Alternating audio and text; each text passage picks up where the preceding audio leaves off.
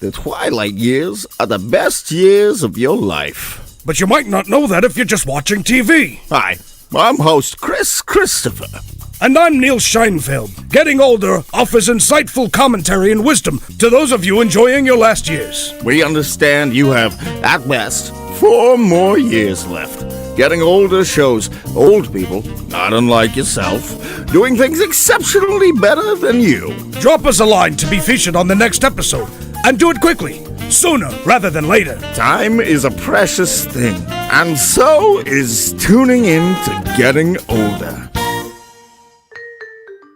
Take things to a new level upon Wii with the first annual French Riviera Games.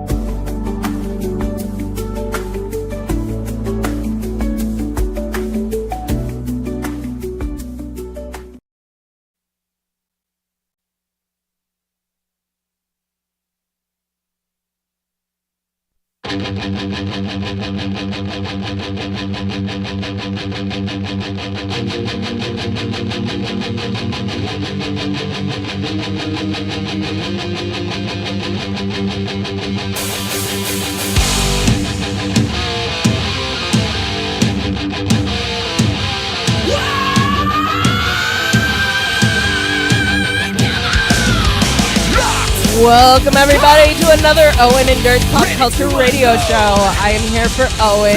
I am the beautiful Boston Brit.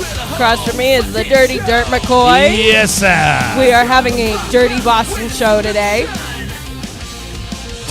Dirty Boston show. Yes, Dirty Boston. I think people from Boston might take offense to that. But. No, we have dirty water up there. You know this. Dirty water in Boston? Yeah, it's called the Charles River. I thought you meant like your drinking water is just fucking shit. No, the drinking water is fabulous. You can drink out of a fucking hose. Yeah, up No in the problem. up in the north, all the drinking water is great up there because this all comes through like.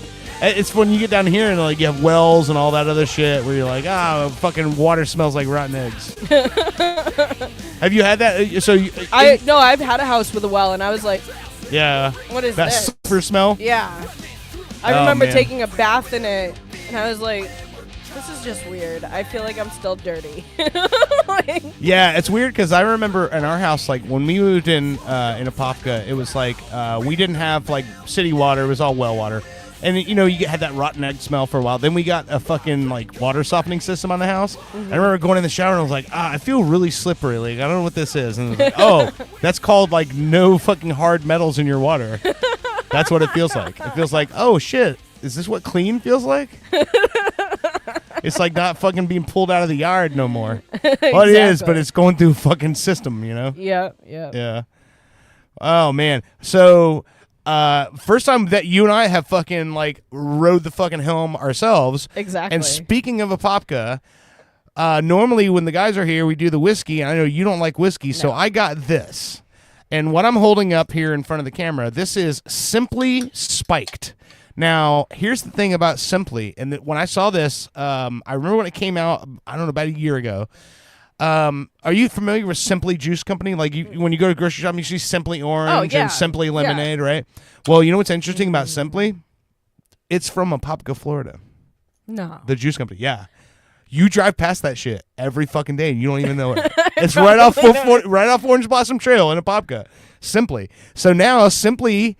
Not only do they make straight up fucking fruit juices from the orchards in Apopka, but now they'll get you fucking hammered with it too. Exactly. Yeah. I got the lemonade. I got the variety pack, whatever. But this is lemonade. This is the plain lemonade. What is the one you have? Raspberry lemonade. Yeah. What do you think? I enjoy that. Yeah. That's actually good. Yeah. It's not like the other fruit flavored seltzer drinks that they have out there. Yeah, this is like straight up spiked juice. Yeah, it tastes really good. I do like it. So, along with Christy Martin, we now have fucking spiked fucking Simply from Apopka here.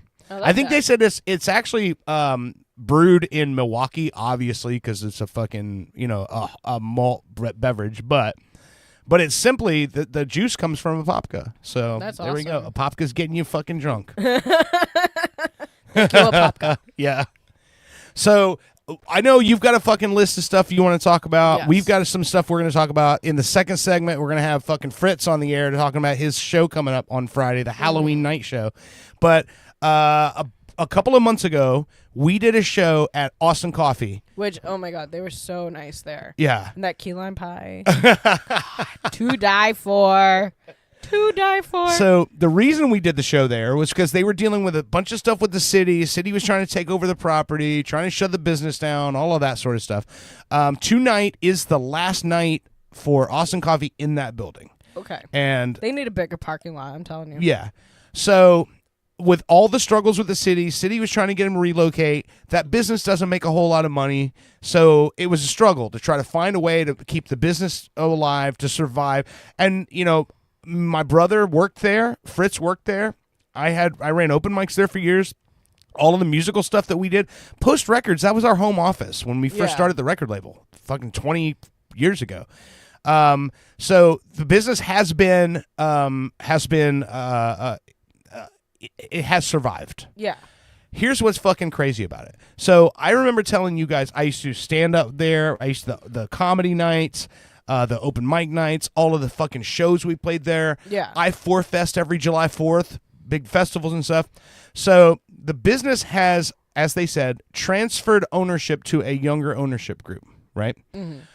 So the person who bought fucking Austin Coffee, who's now the owner of Austin Coffee, is a alum from Austin Coffee, someone who started there, who started working there, or started performing there, and went on to bigger, better things.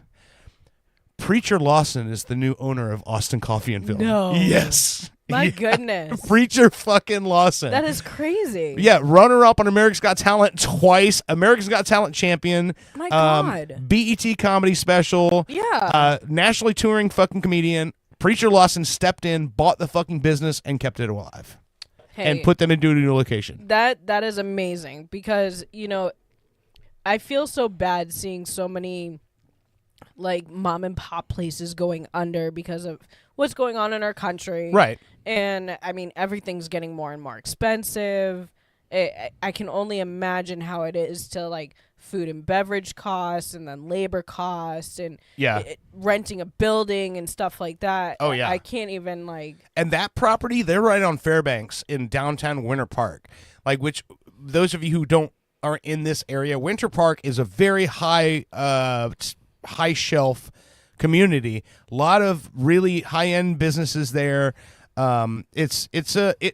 That zip code they're in is a very expensive zip code to be in. So that property, that tiny ass fucking building was costing them like thousands and thousands of dollars a month to rent that building. God. And then it just continued to go up because they're like, gentrifying that area. A lot of the businesses are right across the street from there. That car dealership, that used to be Holler Chevrolet. That's where my dad started. That's the business that started the company, that my dad has spent 50 years working for. Yeah. So, you're talking about old money in that area.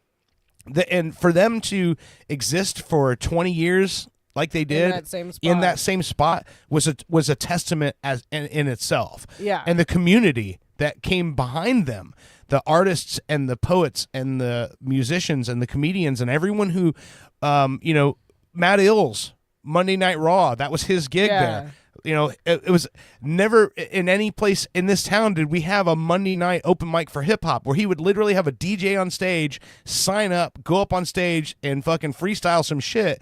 Like that was what that place did. It brought the community together in ways that no other fucking business in this town has ever fucking done.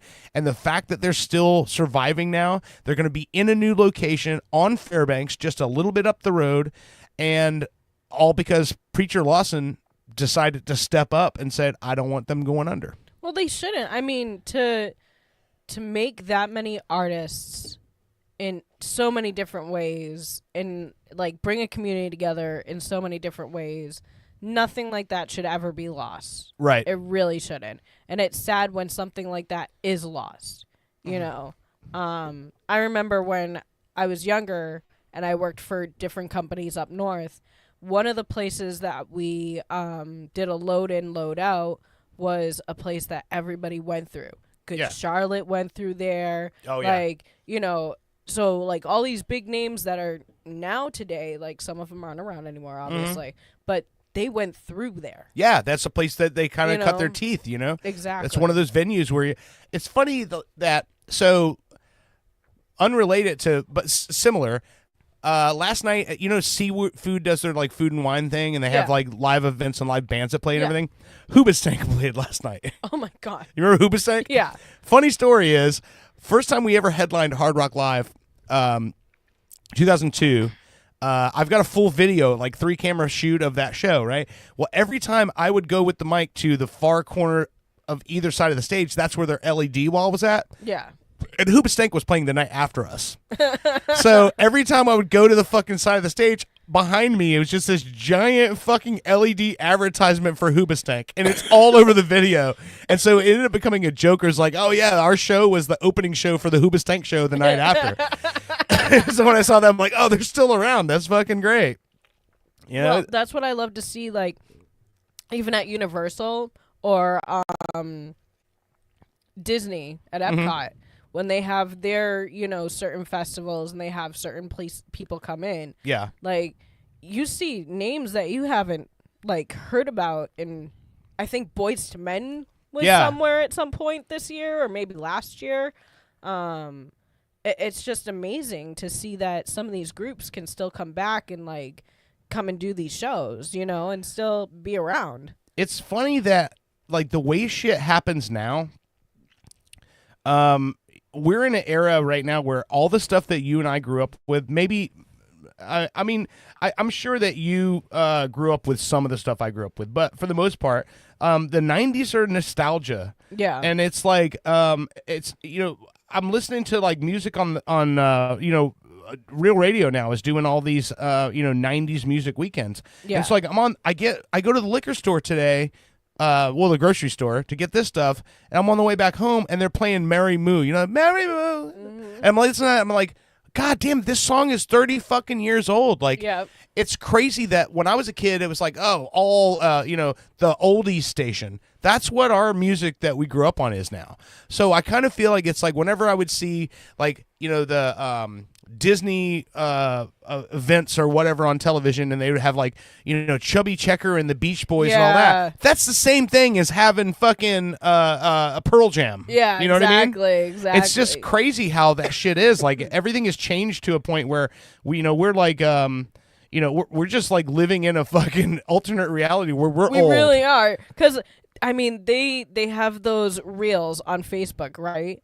And some of them are like, if you know these 10 songs, then you're old. Yeah. Or if you know at least 8 of these 10 songs, you're old. And I mean, some of it's like hip hop, some of it's rap, some of it's rock. And I'm like, yeah, I know all these. Yeah, I know all these. Shit, I'm old. I mean, I'm trying to instill in my kids like good music. But unfortunately, Jackson has found YouTube. Oh, I know. Oh. And the Owen stuff was he's playing some of listening it. is like, Hold it, but it's catchy as fuck, though. it is, but at the same time, it's like, no. You know, like, no, I don't want you to listen to this. So when he hears, like, our stuff, and we're like, Owen loves to turn up, you know, the sound, he's in the back like, no, my ears are bleeding. And it's like, do you understand that my ears bleed to your music? Like, yeah. That's fucking great. But I think he there's one song that he recognizes from Owen playing when he was like 3 years old. Yeah. And it's called In Hell I'll Be Good Company. And it's like you know, they whistle in it and they snap in it, and that's what like got him into it, because he wanted to try to whistle and snap. Yeah. So he'd be on like Owen's desk trying to do all this. And it's such a catchy song, but it's kind of like country sort of, but I love the song. And I played it the other day in the car, and Jackson's like, I remember this song.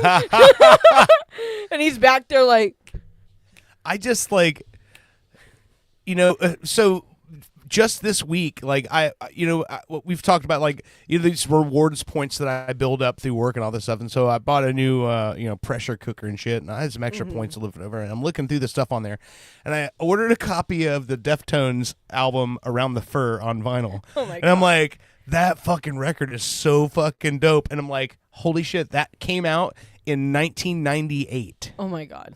1998. I was 11. I just want to let you in on that secret. That's crazy. but I think about that now. It's like 1998 was 27 years ago. Yeah, I'm 38 now. 27 years ago. Holy shit, man. Yep. Like, Owen's he's watching the show here. He says, "Dirty Brit show in full effect. What's up? That's how you do it." And then he said, "Dead South." And Yes, that's I'll be in good company. I don't know what that means. That's terrible that's grammar. the Owen. song. Dead That doesn't- South is the band. Okay. In Hell, I'll be good company. I'm just in hell, but Yes, it said yeah, I H-E see that. apostrophe LL.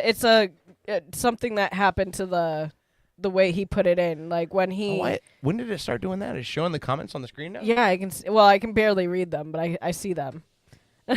Oh, I must have clicked something on here. That's fine. I can see it. Oh, okay. Either way, it'll be out of the video. But But that's the song. Like, Jackson used to like love snapping to it, and then he'd like hum trying to whistle. he would what? Trying to whistle? He didn't understand the whistling factor. No, but what So you he just would fucking hum. said? He would hum. I thought you said he would come trying to No, whistle, and I'm like, what the fuck are you no, saying? Like, I don't even know if this show's gonna get thrown off the fucking air. That was like, he would literally be like, no, seriously. Like, I was just like, when you said that, I'm like, what the fuck? Oh, Owen just typed penis for some reason. Jesus. I think Owen's just using this fucking comment section like a fucking bathroom stall wall. Might He's just be. like writing, draw a dick, Owen. Owen, draw a dick. And Owen's at home right now because he was exhausted from taking the kids out or some shit? So Kitland Park had their trick or treat today. Yeah. Which it was crowded as fuck. Some places even ran out of candy by 10:30. Like when we got there. Yeah. So it was like he drew boobs or a butt. Yeah, Yeah, that's butter either boobs. tits or an ass. No, there's the two dots. That's definitely boobs. Yeah. But so we wandered around there, and then we went to the fall festival at Club Lake. Okay. And Jackson wanted to play in the sand. We went on the hayride. We did the corn maze. And then like Samantha kept going from one bounce house to the other. He drew a dick now. She Good would job, climb Owen. in to one side, and then she'd get out. She didn't understand like you have to bounce in there. She just let the other kids kind of bounce her around. And she'd climb out and then go to the other one, and she'd like do her little dance, like hop dance that she does when she's dancing to Mickey Mouse. It's so adorable, but she'd fall down and just let the kids jump around her. And then Jackson's like going through, all the little kid areas, and he's sliding down the slides. I'm like yelling at him, "Take your time! Like, don't let other people go. Yeah. Wait, you're gonna hit somebody at the end." Like he just half the time he doesn't listen to me. But yeah, so we kind of did a lot, and then we're like, all right, he ordered McDonald's on his phone, right?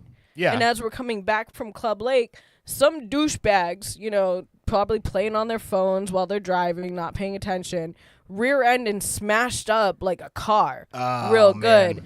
And the police had the whole entire right side going towards Publix blocked off, so you couldn't even go around to get to McDonald's, and McDonald's is right there. Oh yeah. So he was like pissed. I started getting car sick with the way Owen was driving.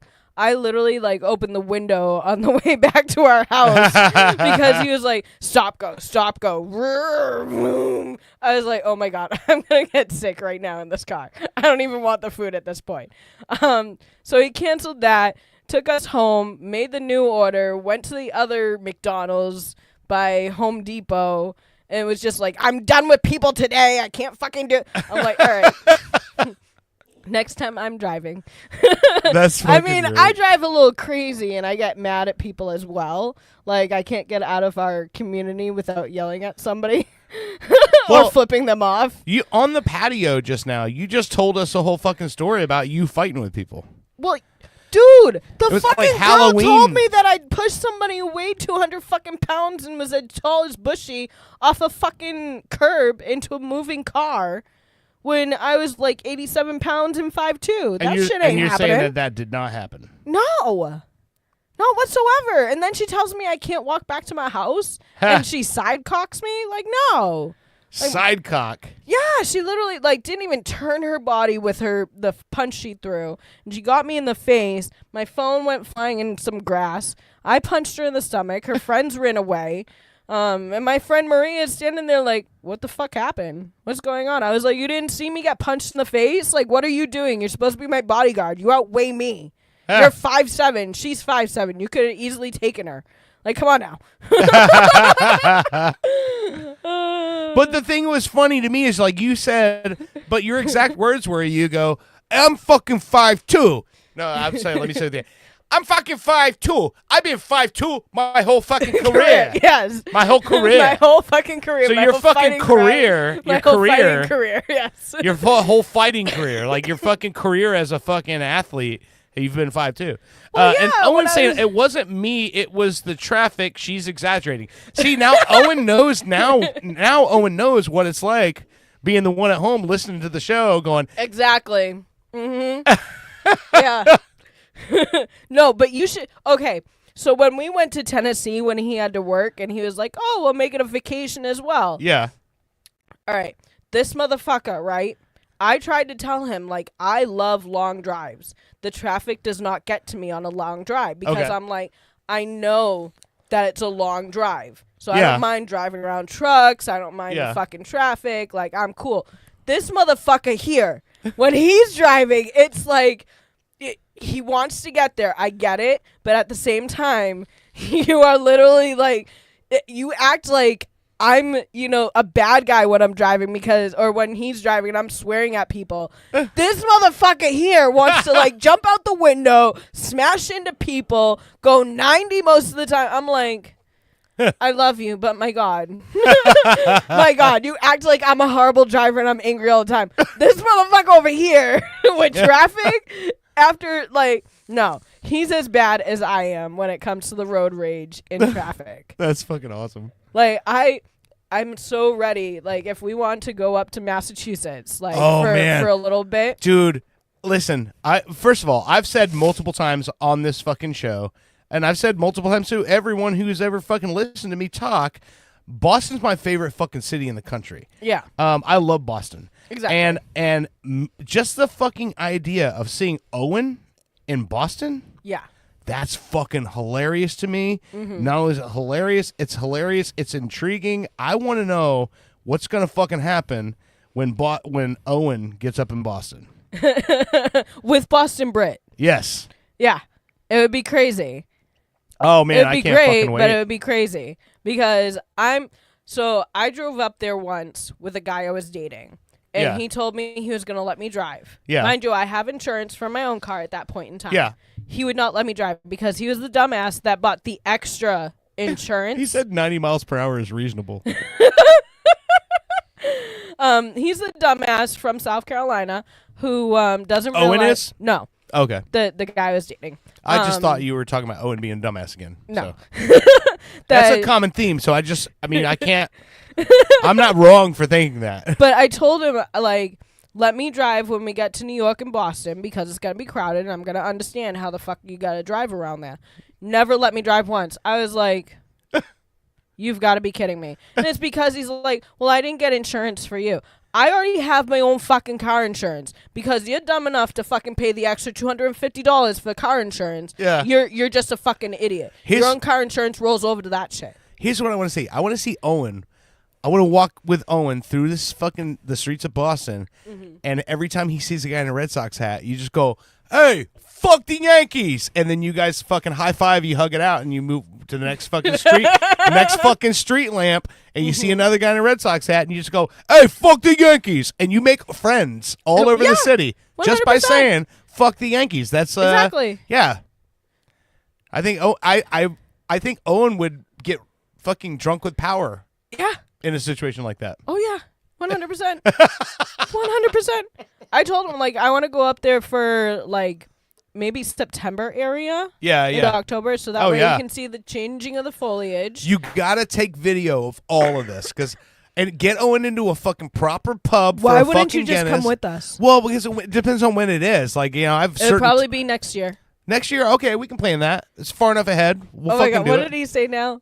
It looks really long. Owen went to Boston once, and he got banned from a bar for 2 weeks for ordering an Irish car bomb. Yeah, you probably Yeah, shouldn't you don't do say that. Irish car bomb. You say, "Can I get a car bomb?" Yeah, the IRA was a pretty big deal up there. Yeah, very big deal. But also, that might have been long enough ago before fucking Whitey got fucking caught. Because I know Whitey was, you know, Well, he was yeah. kind of sending The wrong vibes. arms to the IRA. Yeah. Fucking sending shit offshore and like, hey, he's got a whole bunch of fucking guns. You ain't see shit. Exactly. But yeah, I mean, you don't order an Irish car bomb. You say, "Can I get a car bomb?" Yeah, car bomb. You don't say the Irish in front of it. Anywhere else in the country or in another country, you 100%. you'll Well, say, not in "Need Ireland." it." Not in Ireland. Not in Ireland. Yeah, I don't want to say that in But Ireland. anywhere else, you can say, "I want an Irish car bomb," and they'll understand what you're saying. But in those areas of the Irish descent, you do not say Irish car bomb. Hold on a sec. Jeff's texting me.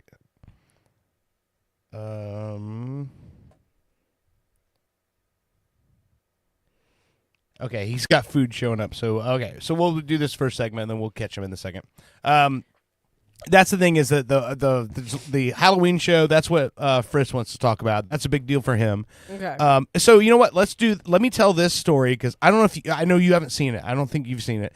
You seen the new Ozzy documentary? No. Okay. That ties into what Fritz is going to talk about in the next segment. But Okay. so there's a documentary on, I think it's on Paramount, called Ozzy Osbourne: No Escape from Now. I've seen it on there, but I haven't watched it yet. So the documentary was filmed between 2021 and 2025, Okay. and basically it follows him like post he took a fall in 2019 while on tour and hurt himself pretty bad. Okay. So this kind of picks up at that point. Okay. Here's the crazy part. So, I know you guys with the kids and with family and everything. You've dealt with the healthcare system and all that. Yeah, it's ridiculous. So the thing about this documentary that pops out the most to me is like, if this can happen to Ozzy Osbourne, a guy who has money, lots of money and lots of resources, if something like this can happen to him, this can happen to anybody. yeah, So he's on tour. He's coming out of the bathroom, back to the bed, complete pitch dark, misjudges something, and falls flat on the fucking ground in the hotel room and breaks his neck. And so they have to cancel the tour. Sharon's trying to help him. He says he knows he's bleeding. He can see the blood. He split his head wide open yeah, when he fell. So he ends up having to have surgery to repair this broken, cracked vertebrae in his neck. And you hear his kids, Amy Osbourne is actually part of this. Like, she's the one who wouldn't be part of the Osbournes and all that. She's in it. yeah, Jack, Kelly, and Sharon talking about it, how they show him like in the hospital bed going into surgery, and he's still, joking around and fucking dancing in the bed and making. After the surgery, that's gone. He's completely stoic, can't fucking focus on shit. He's fucked. And he continues to get worse over the next few weeks and months post that. Sharon said you could watch his posture go from straight up to slowly wilting as time went on. So they end up contacting another surgeon to take a look at what had been done. And when you see the x-ray of his back, this guy looks like he went to Home Depot and just got every fucking bracket and screw he could find, and they literally fucking framed his fucking, from the back of his shoulder blades all the way down, screwed into every fucking bone in this man's body, and fucking destroyed his fucking skeletal system with all these that's fucking ridiculous. screws. And to the point where he was in such pain that he said it was like, he goes, I just kept thinking, why do I keep waking up? Just fucking take me now. This is done. This is gone. And like Jack said, he had Parkinson's, so we knew that was progressing. He says, but this he goes, I think he would still be alive today if it hadn't been for that botched surgery. Yeah. Because they took everything from him. He couldn't fucking stand to be on stage. Yeah. He couldn't perform anymore. So everything that had been the biggest part of his life, his entire fucking life, was taken away from him in an instant, and he ended up being a guy just sitting on a fucking couch. Yeah, that's horrible. And so they robbed him of his fucking mobility and his fucking well-being and all of that stuff. So then the depression takes part. So Of now you course. already have Parkinson's, which is a Yeah. fucking disease that is a deficit of dopamine in your Yeah. system, and then you add depression to that, and now you have a fucking cocktail for like a straight up fucking suicidal misery. Yeah, exactly. And that's what he went through. And they said what saved him and what kept him around as long as he did was Andrew Watt and Post Malone. So he already was not wanting to do anything, didn't fucking have the energy to do any of this stuff, didn't want to go to the studio. Kelly said Andrew Watt called her and said he had taken Post Malone to the Whiskey A Go Go in the Rainbow Room, and Post Malone bought this picture of Ozzy off the wall, and he thought, wow, how cool would that be to get Ozzy and fucking Post Malone in a song. Called Kelly. Kelly pitched it to Ozzy, and Ozzy said, yeah, sure, what the hell. So they record that why don't you take what you want from me, take, with Ozzy singing the hook in the Post Malone song. Yeah. That turns into Andrew Watt going, let's make a record, and producing 2 Ozzy Osbourne albums in 2020 and 2022. The Okay. last 2 albums produced by Andrew Watt, and they brought in everybody. Jeff Beck's in those records, Clapton's in those records. Everyone that Ozzy knew and that he was that he loved were Yeah. all on those records. Fucking Ordinary Man was the first of those 2 albums, and Elton John plays on that record. And him and Elton had been friends for years, but they'd never played on record before. But they did. That's crazy. Because Andrew Watt made that happen. Yeah. And Sharon says, listening to the 2 of them sit at the kitchen table and just tell stories, and she's like, how does this late 20s, early 30s something kid, Yeah. how is this guy keeping my husband alive right now? But that's Exactly. exactly what he was doing, because he was just this wild-eyed fucking kid who just wanted to make records and wanted to do cool shit because he had this new toy, which was the Prince of fucking Darkness that he could Exactly. write songs for and help write songs and make records for. And basically that's what gave Ozzy any sort of fucking hope and things to look forward to, was that guy. But when you watch this documentary and you see like all of I've always loved Smashing Pumpkins, and especially I always thought Billy Corgan was kind of a pretentious dick. Okay. My opinion on that changed in the last year watching his podcast, and I've Okay. showed you some of it. Yeah. And you see how fucking, number one, how smart this guy That's is. the one with Danny Elfman that we watched. Yes, right? yeah, he had Danny Elfman as a guest. He had Corey Feldman as a guest. Yeah. He's had a lot of people as a guest. Like one of his most recent ones, he had Steve Vai, the guitar player, who was a transcriber for Zappa. He's had so many people on this show.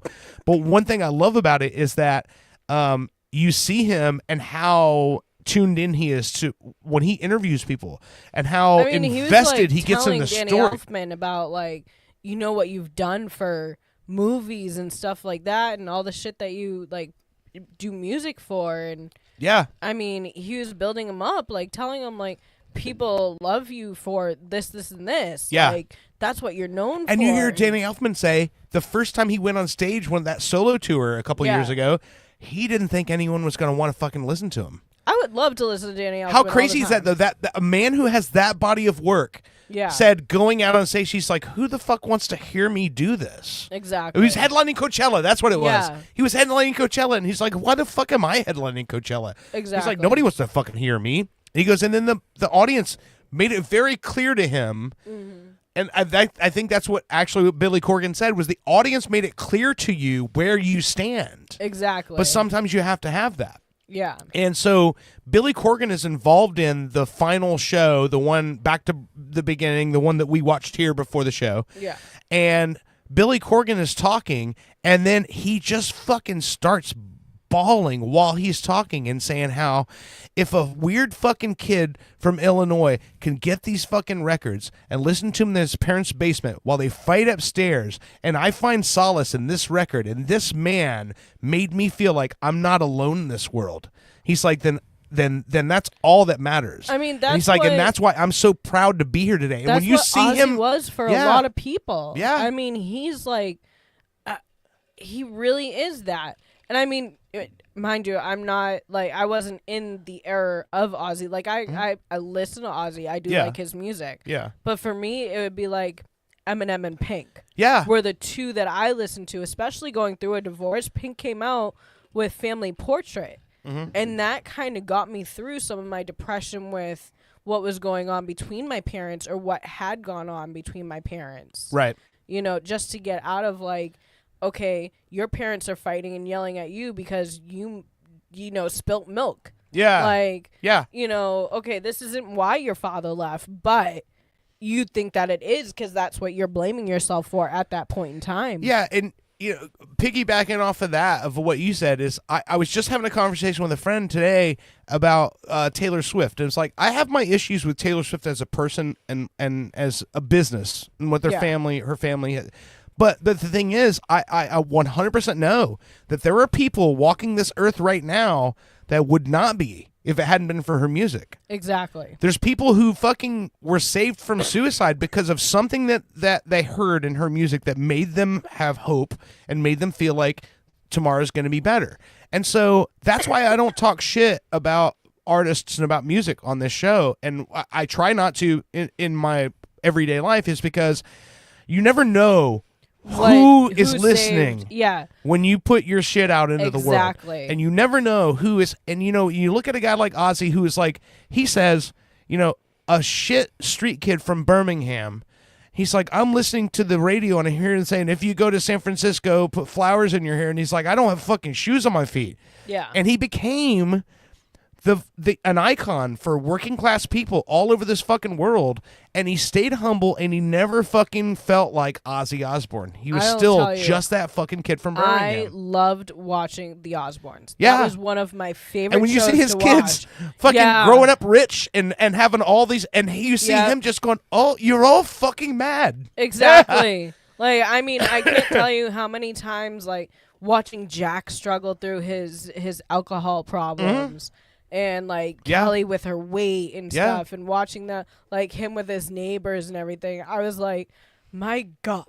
Like, Yeah. I mean, and this is why sometimes, like, I watch certain reality, like, TV. Yeah. Like, I'm not a huge fan of the Kardashians, Right. but I like to watch them because It's like, interesting to see how the other half lives. It's that, Yeah. but it's also interesting to see whether it's actually staged or not. Mm-hmm. Them go to other countries and feel for the ones who don't have anything, Right, yeah. or when they go to like New Orleans and these people are still living in like these little tiny houses because they haven't gotten anything Yeah. after the hurricane, hurricane, that yeah. hit them. Yep. You know what I'm saying? And them actually try to do something for them. Like seeing stuff like that makes me feel a little bit better about the people who are in that situation, like that have the money. Yeah. And yeah, they're pretty much known just for being for originally a sex tape. Like that Yeah, is what yeah. Kim's known, or Right. being Paris Hilton's lackey. You know what I'm saying? Like that's what she's originally known Yeah. for.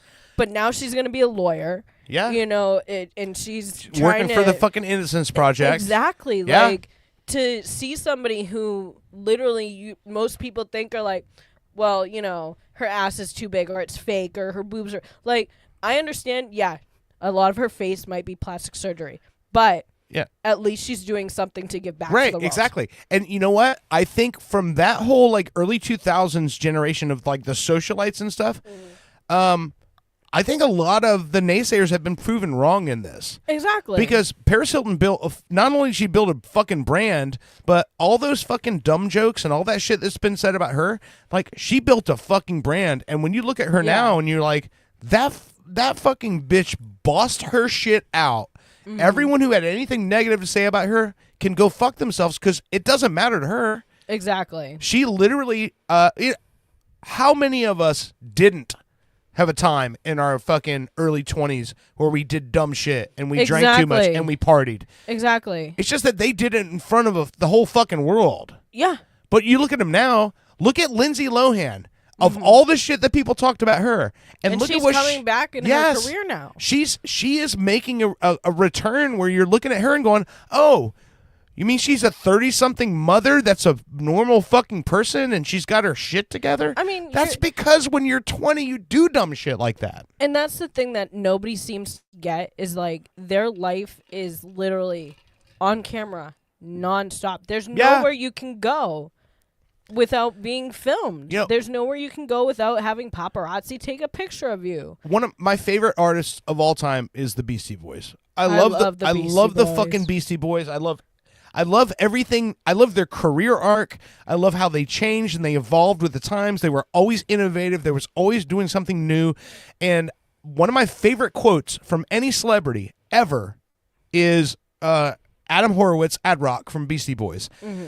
They were doing a benefit concert for Tibetan freedom. Okay. This was in the late 90s, early 2000s.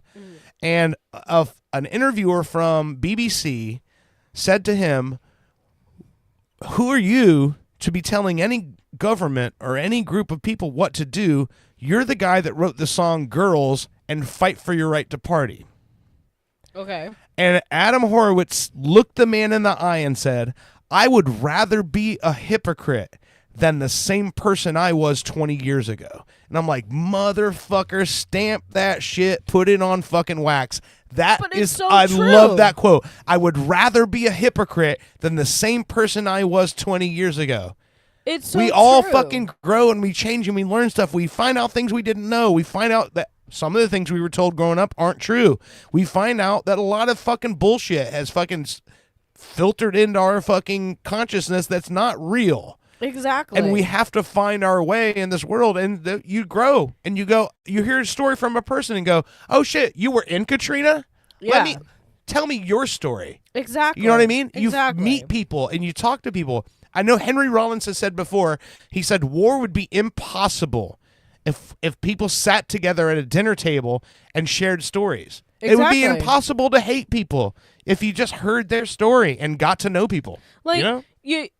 One of my favorite shows at Epcot is The American Adventure. Yeah. Because of the fact that it was brother against brother fighting on two different sides. Yeah. Because of their... Yeah. I mean, seriously, if you just sat down and, like, agreed to disagree... Right, yeah. Then maybe they wouldn't have both lost their lives. Yeah. Maybe this country wouldn't have lost so many Americans. I mean, between the American Revolution, which I knew had to happen no matter how you look at it. there was no escaping that one. No. But the Civil War, like how many Americans, whatever side you were on, you're still technically an American. Yeah. I mean, look at what we're doing to Bad Bunny right now. Yeah, in this country. I'm sorry, but last time I checked, Puerto Rico is part of the USA. It's a territory. Whether it wants to be a fucking state or not. He's a citizen of the United States. He's a citizen. And I'm sorry, but his stylist put him in something for the gala. That's not his choice. Yeah. You know what I'm saying? So technically, yeah, if he's wearing a dress, his stylist put him in it. Because they're trying to promote men to be able to wear kilts and skirts and dress. It's the new way of fashion. It's like when Ross on Friends got a man bag.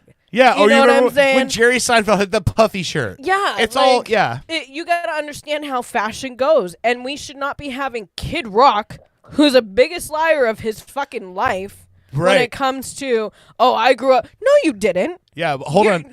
So I know what you're about to say. You saw the advertisement of the alternate Super Bowl, or the Super Bowl halftime show, right? Yeah. You know that's a fucking, it's bullshit, right? Really? Did you read the bottom? I didn't know. If you read it all the way down, at the bottom it says, and a special guest appearance by Measles. Oh my God. Somebody made that poster and all of the fucking internet on that particular side blew the fuck up and go, now that's what I'm talking about. They didn't realize it was a joke. So, but it's one of those things is like, you had Shakira. Yeah. Who's not even from this fucking country. I know. The Rolling Stones, not from this country. Sings in Spanish. Yeah. So you can't sit there and tell me that you don't want an American doing an American halftime show He for is- our fucking football. He is one of the top-selling international artists of all time. Exactly. And not to mention, he's Happy Gilmore's caddy. So fuck Exactly. you guys. That motherfucker caddied for He Happy didn't even Gilmore. take any fucking money for that movie. Yeah, I know. And he did an entire fucking advertisement campaign with Snoop Dogg for Corona. Like, he is a cultural icon. Oh, SNL 4-time WWE 24/7 champion, Bad Bunny. I mean, I'm he just is telling you. so ingrained in the culture of this country that the fact that people are going, but he doesn't sing in English. Well, okay, Shakira motherfucker. doesn't either. Who gives a shit? J-Lo sings in Spanish as well. You had 3 50-year-olds who sang in Spanish at the halftime show. If like- Bad Bunny woke up tomorrow morning and he only had Lee Greenwood's album sales, he'd jump out of a window.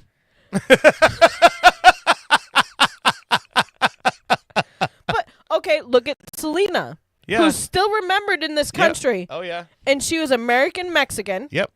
and she sang mostly in Mexican for the longest time. I think it's called Spanish. It but- is Spanish. Yeah. Anyways, but if you watch the movie, Yeah. her father's like, you need to be more Mexican than the Yeah, Mexicans Tejano. and more American. And that's the thing is, you know what, Tejano is like the American country. It would be like someone in this country going, oh, you need to cover these Hank Williams and Tennessee Ernie Ford songs. Yeah. That's what she was doing. And I love that shit. It's like literally traditional fucking Mexican music. It's amazing. And she was having the crossover Yeah. from Spanish to English album when she died. Mm-hmm. So, and that was supposed to be the biggest concert that she was going to have. I know, was and the she never got to crossover. see any of it. Never saw any of it. But I'm saying, like, there are people who still remember her Yeah. to this day and probably would have taken her at the fucking halftime show. Oh, sure. Absolutely. And most of her songs would have been in Spanish anyways. Yep. Like, fuck off. We're a melting pot. Oh, yeah. We have Italians, we have Irish, we have Spanish, we have German, we have like, what the fuck don't we have in this country at this Man. point? I shudder to think what our lives would be like if we didn't have all of the influences we have. Exactly. I mean, just the Our even food our would be lexicon, different. our lexicon that of language that we use in this country on a daily basis is so influenced by so many cultures. You know, that's who we are.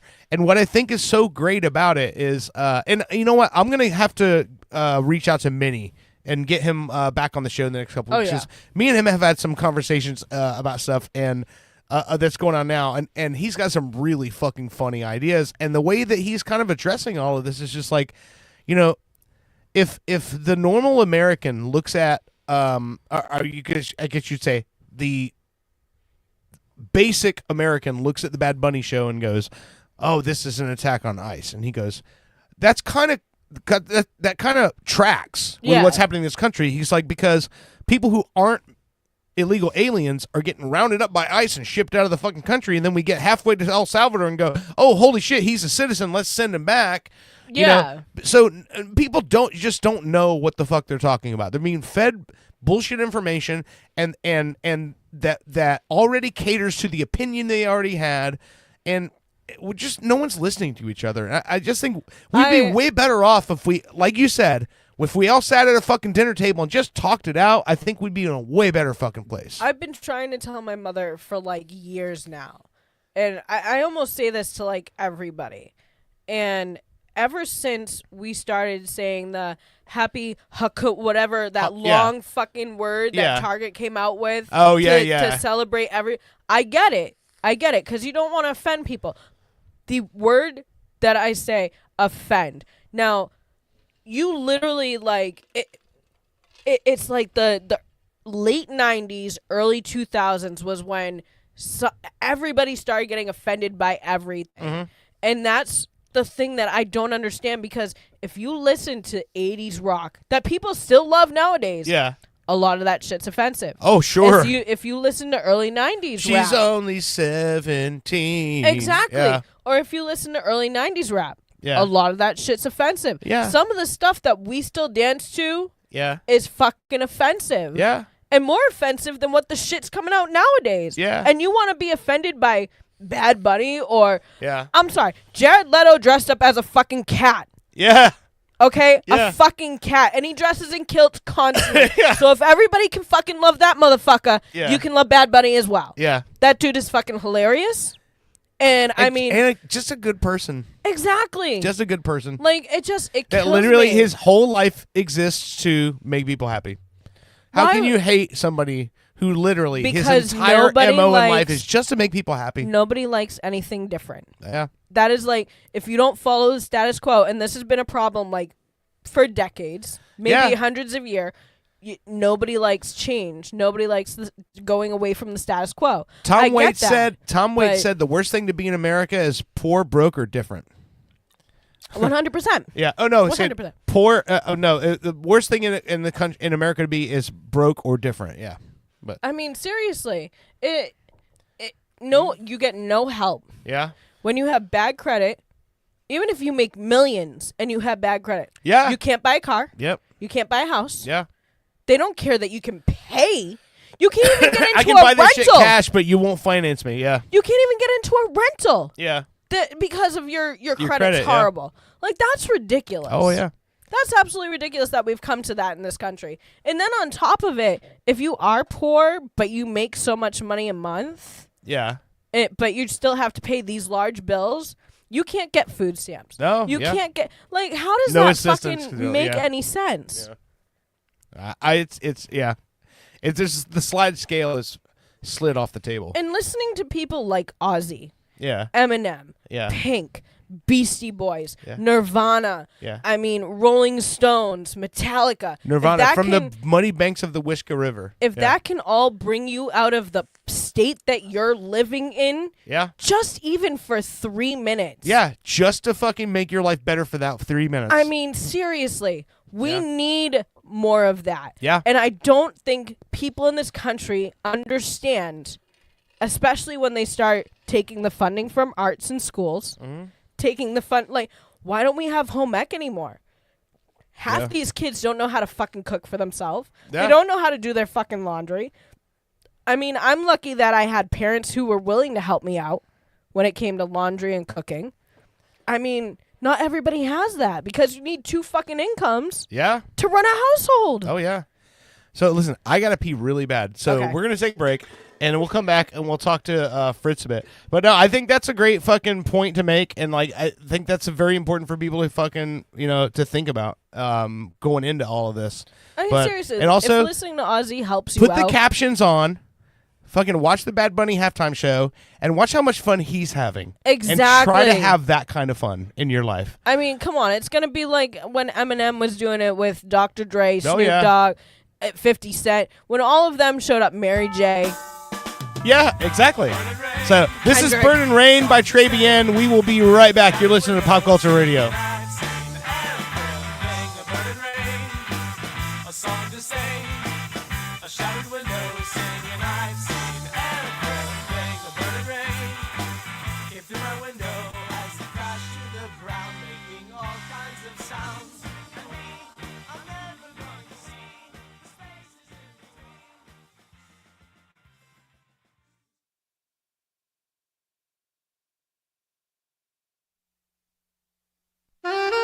In this town, used to be you didn't have to lock your doors at night. Nowadays, you can't even leave a magnet on your car. I've seen the devil in a man's eye before. Have you or anyone you know been scarred by magnet theft? Well, I sure wish there was somebody we could trust, you see. Well, then you called the right number. The safe recovery of your magnet gets my ticker thumping. I'm Magnet PI, and I won't sleep until you can. I'm Julian Assange, owner of Julian Assange's Sausage House, located at Flat 3B in the Embassy of Ecuador in London.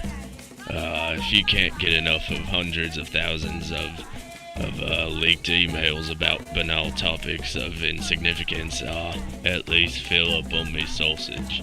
And for dessert, enjoy a conspiracy in 3 delicious flavors. Crooked Clinton coconut, don't deport me bro mango, and hacker's surprise. No surprise here, it's criminally good. Haha. Julian Assange's Sausage House in the Embassy of Ecuador in London. Help pay for me cost of living. Free sausage to Swedes. Imagine the opulence of Broadway captured via video. Behold, the future of Broadway is no longer confined to Manhattan. Introducing Super TV3's latest production, Hamilton the Musical. Yes, Hamilton the Musical will take you on a tanned journey through the eyes of arguably this generation's greatest actor, George Hamilton. Written in a sing-song fashion, George Hamilton speaks about his upbringing. Born in Memphis, Tennessee in 1939. A terribly handsome baby. Thank you. George Hamilton offers us his greatest asset in his singing voice, like this song called It's Like Love at First Bite. and gives crippling insight into the dark side of Hollywood. Susan St. James has halitosis. Take that one to the bank. Thank you. George Hamilton is George Hamilton in Hamilton the Musical. And I says to him, I says, you know, I was in The Godfather. The bad one. Kentucky Fried Chicken in my hand, in my mouth, and in my hand. Only on Orlando's Super TV3. I'm Sergeant Barkis Clayton. In the 2 decades of my professional career in Central Florida, nothing has twisted up my gut more than the cowards who've taken the baby swans from Lake Eola. The poor mother goose calls day and night for her babies, and now she's calling me. The so-called signet caper is nothing more than a depraved, hollow individual seeking out the most innocent life form to torment and terrorize. I vow to track these suspects down using force if I must. If you're the one who did this heinous crime, me and the crime ender's gonna find you. Only a jackass would do something that stupid. Or maybe you don't have a brain in that ugly head of yours. If that's the case, I can't help you. But I will find you. And maybe, if you turn yourself in, I'll go easy on you. But rest assured, Central Florida, Sergeant Barkis Clayton will be vigilant, ever present, gun in hand and law on my side. I will not lose this fight. And you can take that to the bank of Lake Eola. After a local Ponzi scheme pulled wool over my eyes, attorney Crab Newberg was able to recover my life savings of $36,000. Thank you, Mr. Newberg. You're welcome, Chet. I was honored to recover over $40,000 for Chet after a local gym took him for a dumbbell, and I'd be willing to help you too. I've graduated from an accredited law school and passed an intensive examination in the state of Florida. Ponzi schemes are illegal. You don't need 2 other friends to tell you. Visit AskTheCrab.com. That's crab with a K, and you've got a case.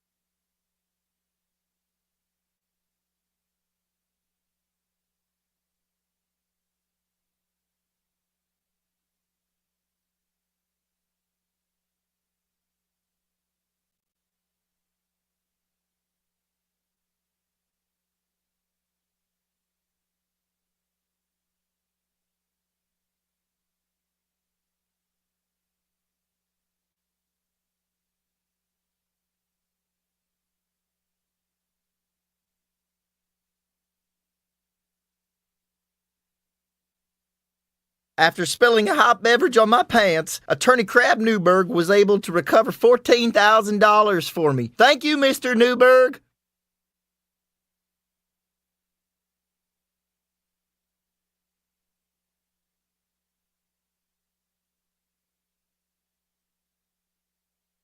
However, I specialize in only one area, you.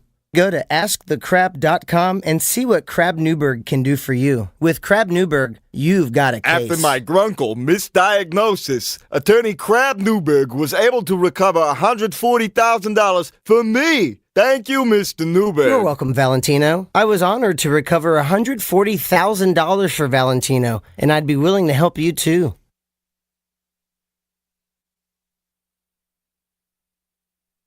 Grunkle is a very serious congenital condition. If you've been misdiagnosed, go to AskTheCrab.com.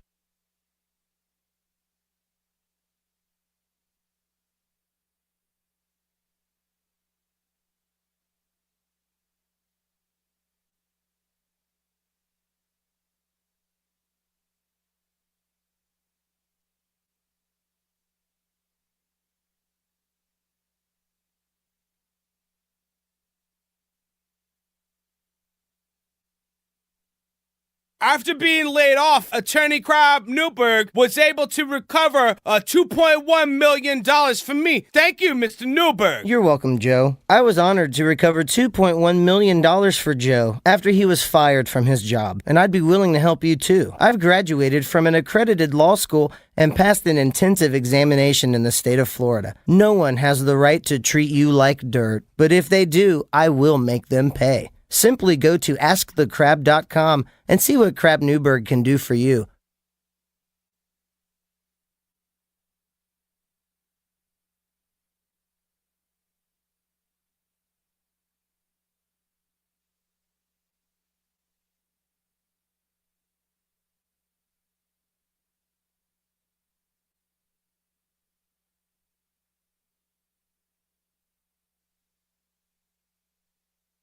After my illiteracy prevented me from reading the slippery when wet sign, Attorney Crab Newberg was able to recover me $50,000. Thanks, Mr. Newberg.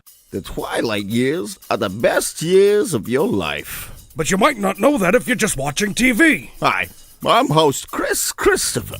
And I'm Neil Scheinfeld. Getting older offers insightful commentary and wisdom to those of you enjoying your last years. We understand you have, at best, 4 more years left. Getting older shows old people, not unlike yourself, doing things exceptionally better than you. Drop us a line to be featured on the next episode, and do it quickly, sooner rather than later. Time is a precious thing, and so is tuning in to Getting Older.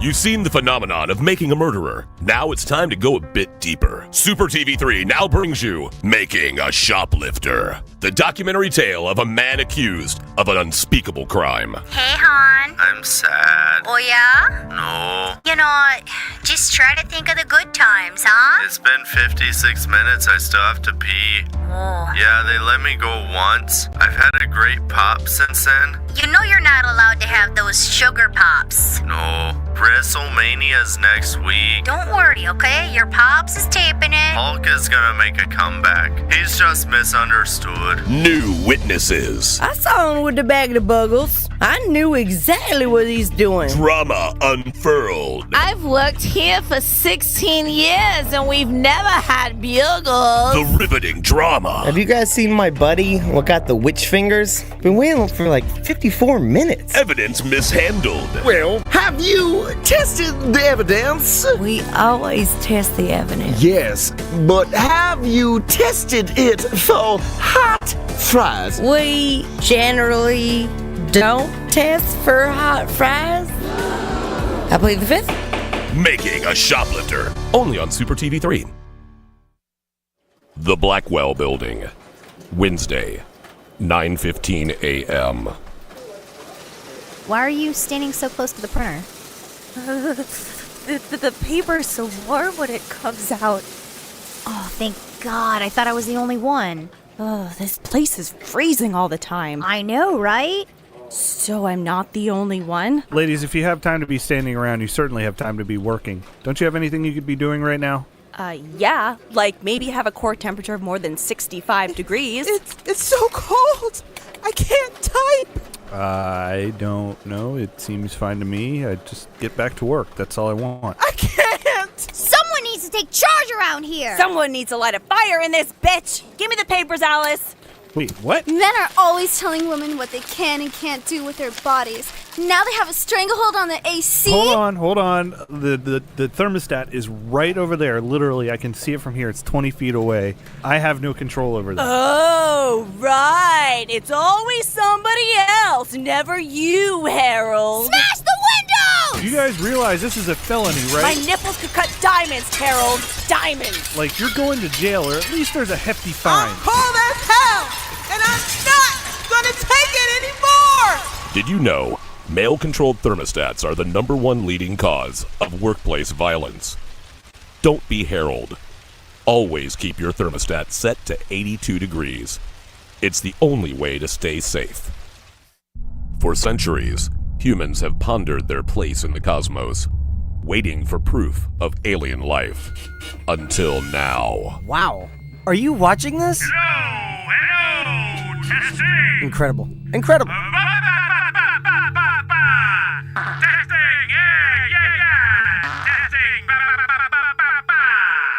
We listened. For the first time, they have made contact. We are not alone. Feels good to get this thing off, this helmet, yeah? I didn't think it's ripening, you know? I've been fighting in this thing. Fighting in this thing since Pluto. You know what that smells like? Fighting in this thing, it's just recycling it in my helmet here. How you doing? But were we ready? Panic worldwide. France now leaving the European Union. That makes 12. Oh, the humanity. Hey, come here, pull my finger. Come on, pull my finger. I'm cooking up some hot chili here. Come here, come on, pull my finger. I got a hot one in the tube. Come on, pull it. Hi, Mr. President. Can humanity survive? He can't be intelligent life. Had we built that damned wall. Tune in to Fartificial Intelligence, only on Orlando's Super TV 3. Ginkgo Kielbasa, from the people who brought you Energy Brat, comes a taste you'll never forget. Ginkgo Kielbasa. The first time you met the love of your life and the smell of the air. It's a Me Too memory miracle! Ginkgo Kielbasa. Overcoming the rival team, and the first time you won the game. Listen to that crowd. Ginkgo Kielbasa. The first time you couldn't pay rent, and the taste of delicious ramen noodles. Ginkgo Kielbasa, the meat you'll remember. I often wonder what kind of a future we're going to leave behind for the children, you know? Hey, John. Howdy, Dale. You all right? This is John. He's been a Continental truck driver for over 35 years. They said, basically, you can't have the trees no more, can't chop them. There ain't none left, which I know is false. I pass them by every day, driving. Recent congressional hearings have decimated his trucking routes, carrying precious timber from Washington State to Washington, D.C. They call it damaging the earth. What about me?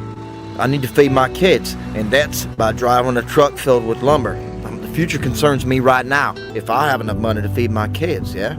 Environmental groups are petitioning against American jobs at an alarming rate, citing global climate change on so-called deforestation. Tell your state senator that American jobs are more important than trees. The planet can wait. John can't. This message paid for by Americans for Work.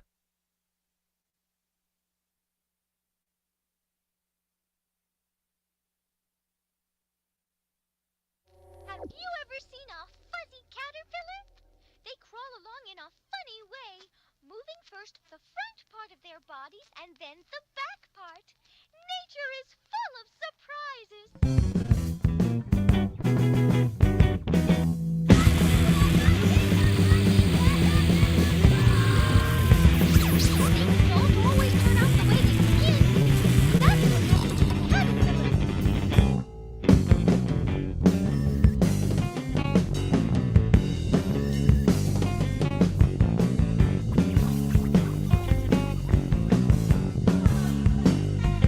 welcome back to Pop Culture Radio. This is the band Pooh Ball, the song Honky from 2006, the Post Records Ole comp.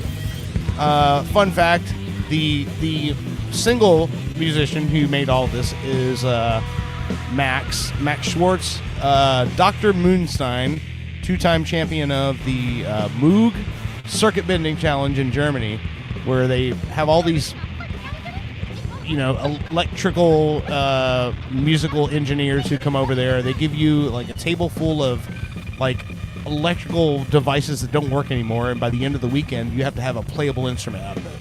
And he's won it twice. Wow. So yeah, he's fucking ridiculous. He's just one of those guys. We call him a technomancer because he just takes electrical instruments and electrical devices, and he can make like all kinds of crazy shit out of them. He actually helped me to wire up my CNC machine when I got it. Oh. But that guy's fucking incredible. That sounds really Old cool. Fucking Max Schwartz. Yeah, he's a good guy. Great guy. And actually a live sound and lighting engineer and designer, technician, all that sort of stuff. Fucking, great dude. So we're back from Pop Culture Radio and with Pop Culture Radio here.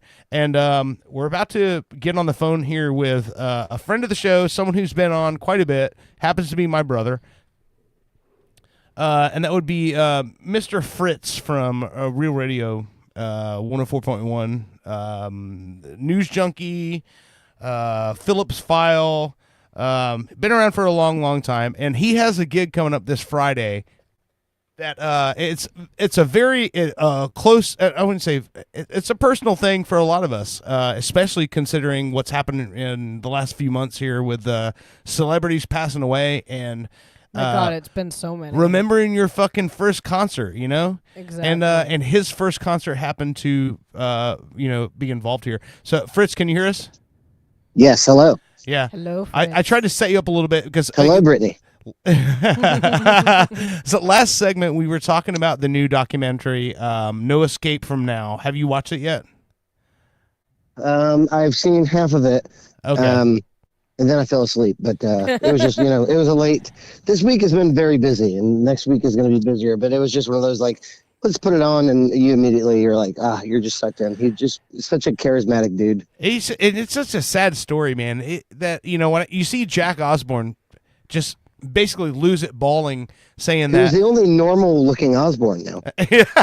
Well, Dude. Kelly's pretty. you know what when they were taking the, all the work that they've had done. Yeah. Oh, okay. yeah. When you see that when they're taking the trip to Cleveland for the Rock and Roll Hall of Fame, and Kelly's on the plane, and she's just in jeans and a t-shirt with no makeup on and her hair down, and you're like, Dad, who the fuck's that hot chick with Ozzy? And you're like, man, I'm not saying she's not attractive, but when you see her in regular clothes and she says, wow.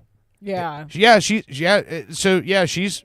fucking great, man. And when she was on the Osbournes, she had some weight, but I still thought that her face was pretty. Well, not only that, but she was just such a cool personality. Like, I think everyone in that family, and like, who would have thought Ozzy Osbourne gives birth to Jack Osbourne, who now is like one of those guys who's like, if it's paranormal and I love he's watching there. when he has his father on there Yeah. and his mother. Oh my God, it's so hilarious to see their reactions and be like, it's But- so cool. So Brittany brought up in the last break, we were talking about that documentary and everything, and she was saying how important Ozzy was to blue collar all over the world, to go, hey, like this guy basically he was just a normal, ordinary dude who grew up with nothing, and he stayed that guy, and he was sort of like hope for a lot of people, that like 100%. I mean, seriously, it's like,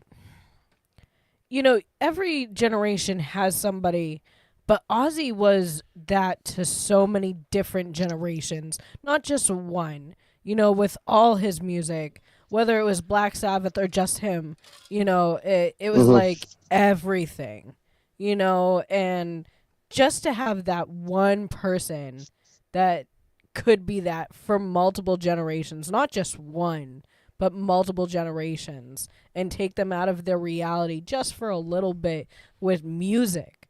He was always the guy to do that. Exactly. Yeah. And so you've got an event coming up on Friday at Will's Pub here in Orlando. And I do? Yeah. Jesus Christ. You want to talk a little bit about what you're doing here? Because it's been cool to watch it fucking transpire. I said I haven't said it on the air, but I remember you texting me going, "Hey, do you want to play guitar for this gig?" And then I was like, "Yeah, sure. What are you doing?" And then you told me, I'm like, "So you want me to learn you want me to learn a whole set of songs by the greatest guitar players who have ever lived for a one-off show, and I got to learn it in like fucking 6 weeks?" Like, that's not happening. And so yeah, and then thankfully I also, as my second call, which is who you suggested, was Dave Lamb, because I was like, I don't know if this is going to be very technically challenging. Not to say Dirk couldn't do it, but I'm like, I don't know if that's going to be what you want to do with your free time, So I was like, all right, I'm going to call Dave Lamb too. But you were like, I would rather just watch. You should call Dave Lamb. Yeah. And then I called Dave, and he's like, oh, my God, yeah. And then I think the next week he had all the solos learned. and also on this show, anybody who listens to this show, every week we start the show, our opening theme is a song called Running Wild by a band, American Party Machine. And that has been our theme song for 4.5 years now. And the guitar player in American Party Machine is Dave fucking Lamb, who just happens to be Swisher Sweets, one of the most talented guitar players I have ever known in my life. He's so fucking good. And what I love about him is that he doesn't just learn a song, he embodies that person, like with his, like the feel and everything is just so spot on. And yeah. So it's like a method actor. Kind of. He's a method guitar player. He's a method guitar Fritz, player. if you don't tell him, I will text him after the show, but you should tell him that's Brittany just said he's a method guitar player, and I think that's the greatest fucking compliment that you can give. He literally is a method guitar player. Yeah, he really is. So would you talk a little bit about what you're doing here? Yeah, so Halloween night, I was approached. It was just kind of talked at me, and it was like talked at you. Kyle Raker, who's promoting the show, I work with him, and he was like, "Hey, if I added like an Ozzy tribute show, is that something you could do? Like, you could handle Ozzy?" I'm like, "Yeah, I mean, because he just passed away." I was like, "Sure, yeah, like he was my he was my first show back in 1996. I was 11, and like Dirk took me to it. Like it was a rite of passage. And I was like, yeah, you I have would to love see to do that. Ozzy, yeah. And he was like, all right. And he goes, who do you need? And I go, Dan Orr will probably play bass. And he said, yes, he's my first call on musical projects, just because we get along so well, and we've been best friends for over a decade. And I'm like, so I don't know who would play drums. I go, maybe I can play drums and sing. And he goes, no, I'll get Patrick O'Neill, who's like another veteran drummer who I've known for like 20 years. Yeah. And I was like, okay, yeah, perfect. And then it was just like that came into, all right, guys, look, we have 10 weeks as of right now. And I go, these are the 8 songs. These 8 songs will not change, because like I want to sing these 8 songs. And then they all go, okay. And they all just started learning them, and we've been, we've been dialed in now for about 3 weeks. And not only 8 songs, but 8 songs that are some of the most memorable works in heavy music. Everyone knows these songs. You can't go up there and just fucking chicken shit half-ass these songs. Like, everyone knows these songs. Exactly. Yeah, that was a concern of mine, being Ozzy Osbourne. I have to look like Ozzy and then sound like Ozzy, and his range was very high. Like, his range is incredible. Yeah, they just think, oh, Ozzy. But the texture of your voice fits him very well. Thank you. My timbre? Thank you. I appreciate that. No, it's not even just that, it's the texture of it. I was just fucking with you. You tend to sing on the higher end of your range. You kind of I've hang out in loved living up there, but I don't write like that. Yeah. So like I like singing that, but like, because I'm a really good, in my ears, I guess anyway, I'm a really good backing harmony. Yeah. So if someone is singing lead, I back away from the mic and I full voice it, and it sounds like a beautiful blend. Like, I like adding to the blend. So Ozzy lives up there anyway. So it's Yeah. like you're harmonizing with someone else. I just want to point out that in '96, I would have never been able to go to an Ozzy Osbourne concert because I was 9. And my mother would have never let me go. Well, he was Like, my- 11. My So brother, I was 2 years older than you pussy. my brother probably would have taken me, but my mother probably would have said no because she took my sister. Now, my sister is obsessed with Madonna and Marilyn Monroe. And she took my sister to a Madonna concert when she was 7, and Madonna masturbated on stage. My father was furious. Oh, that's a core memory. Well, I will say this, Miss Boston. Yes. When Ozzy passed away, I was over at the house in Apopka. It was my dad's birthday, and I go half jokingly to my mom. I go, "Hey, Mom, aren't you glad that you let us listen to a devil-worshipping, bat head-biting, dove head-biting psychopath who made so many evil, satanic songs? Aren't you so glad that you let your kids listen to him?" And honestly, she looked me in the eye and she goes, "Yeah, I knew he was great." And you know what's funny is that Isn't that a great? yeah, that's awesome. But Well- your mother's young, right? She's like in her 60s? No, she's in her 70s. She's 70. No, really? She's Yeah. 70. She's born in 52. 4. 73. 74.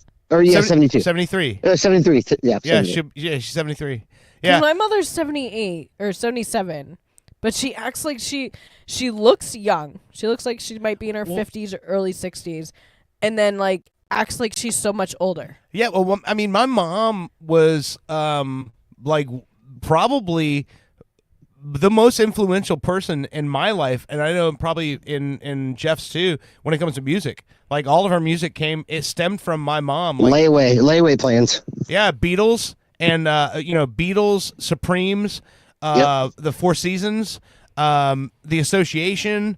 What do you which instrument do you want to play? Yeah. Okay, go to the store, pick it out. Yeah. All See, right, my we're gonna get it mother was the on stage mom. layaway plan, and then you better fucking practice the hell out of these drums. Yeah. And I'm like, yes, okay, yes, of course. Oh no, my mother was the stage mother who had me, dancing at 2.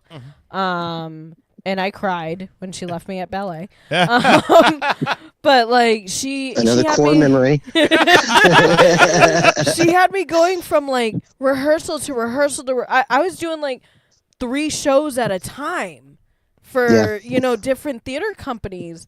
So I got into the musical aspect of that type of music, more show tunes, where my aunt was like, okay, I work for Warner Brothers, so we got some crunk music over here, we got Good Charlotte, we got Green Day, we got Seal, we got so I got to hear Google Dolls and shit like that. Dizzy Up the Girl.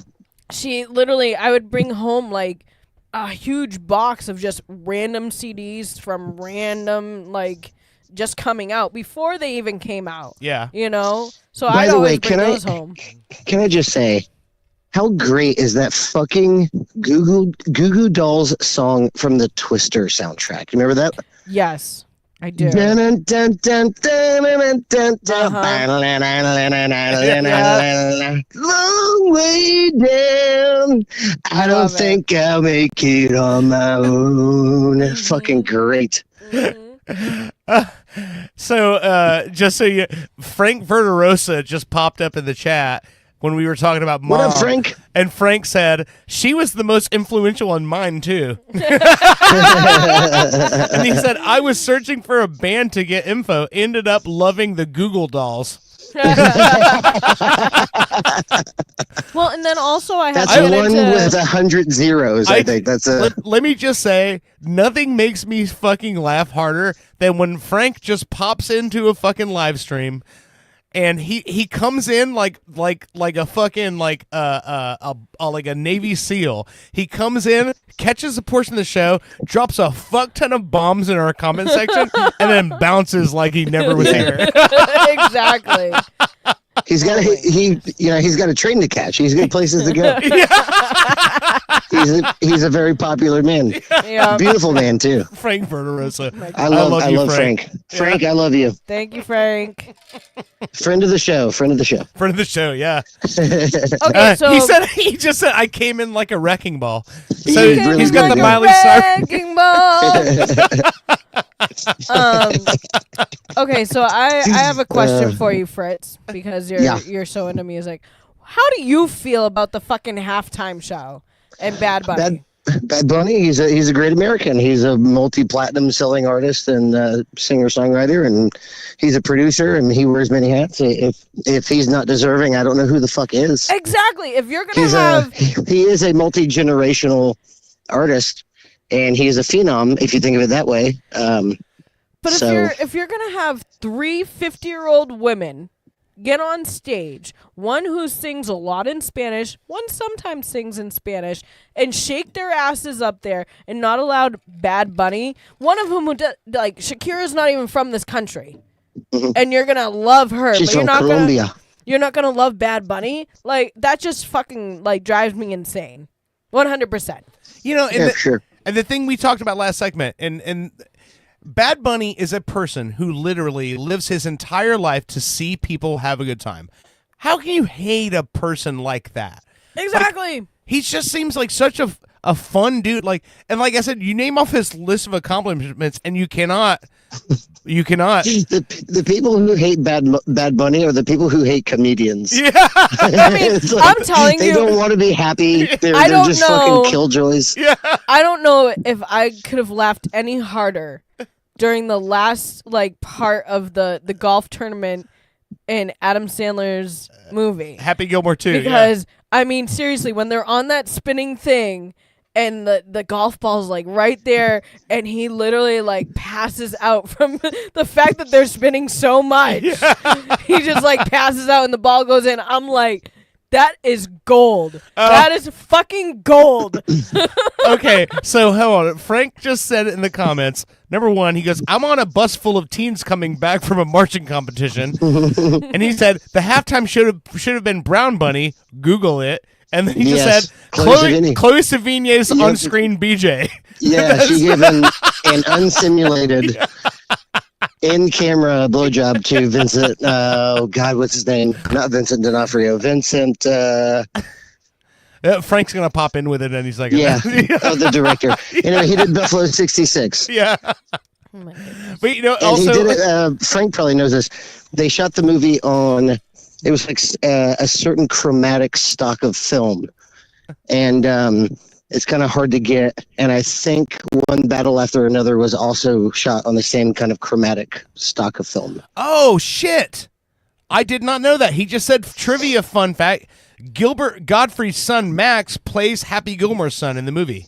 Oh, cool! I did not know that. That's fucking awesome. Dude, thank you, Frank. That's a great fucking fact. I did not know that. I loved all his sons. I thought they were fucking hilarious. Oh yeah, and MJF the wrestler. Yeah. Maxwell Free. What the hell's it? Yeah, MJF the wrestler from AEW. Well, now that we're just talking about movies, have you guys seen The Naked Gun?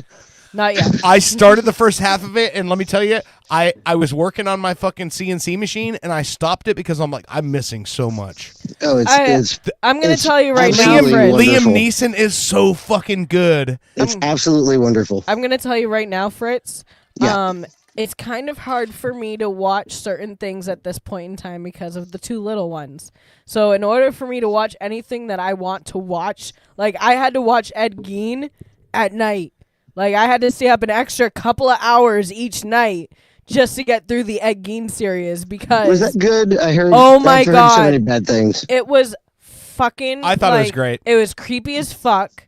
It kind of makes you feel for him. I understand he did horrible things. Do not get me wrong. What he did was absolutely insane, and we don't really know how many people he actually killed. He only admitted he could have been to. justified. Maybe he did need a human skin lamp, Exactly. I mean, I would don't have. know. I'm telling you right now, if his house didn't burn to the ground with all his stuff in it, I would have definitely bought some of his human skin chairs. Just putting it out there, okay?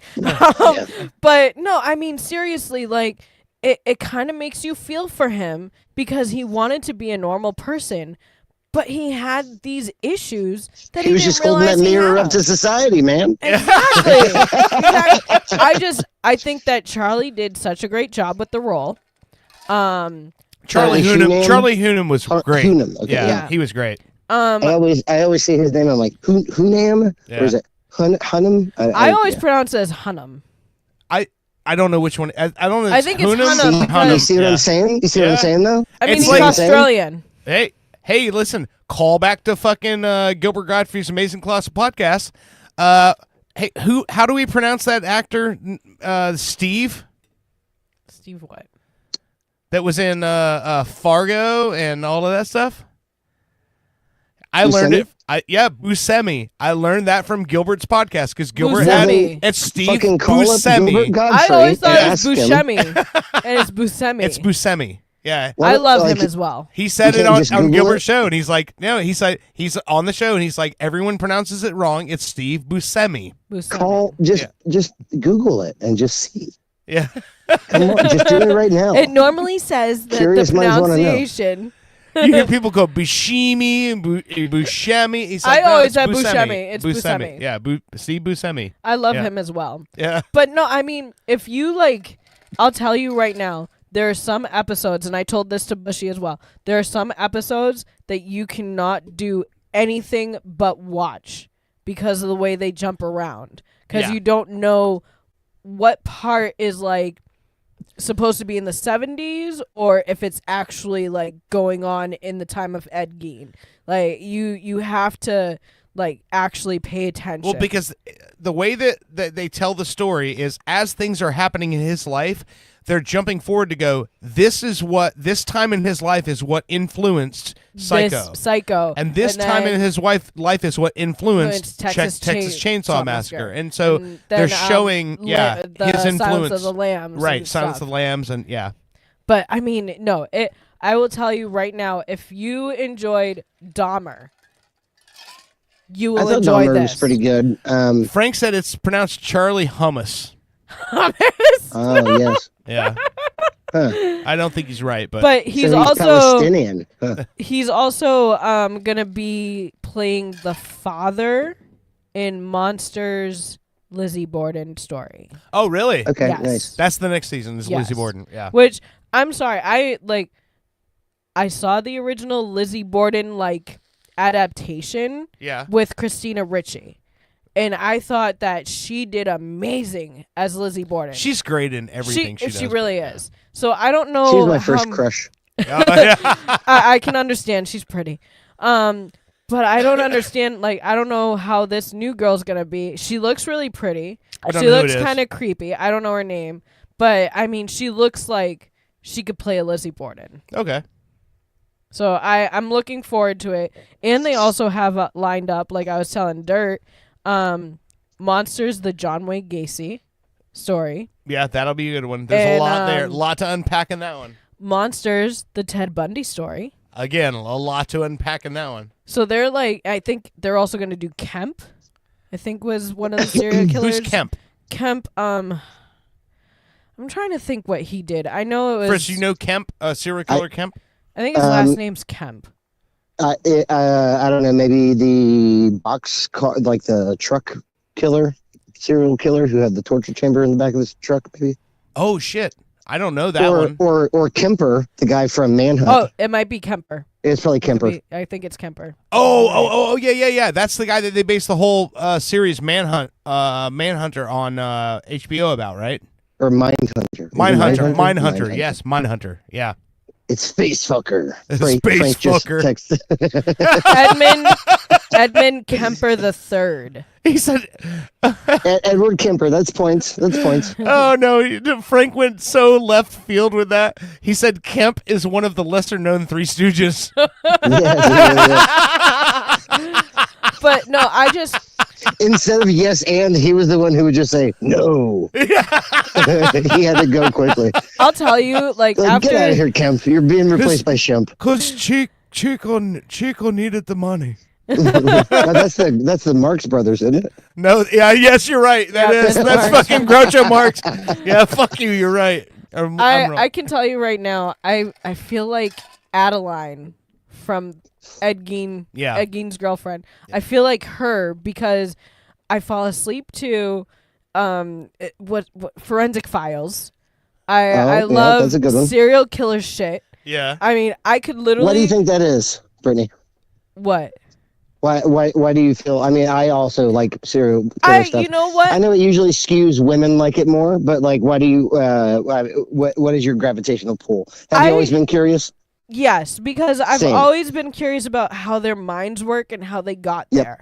Like I did a whole thing on in English. I ran over time in my English class in college because I did a paper with a friend on Scarface.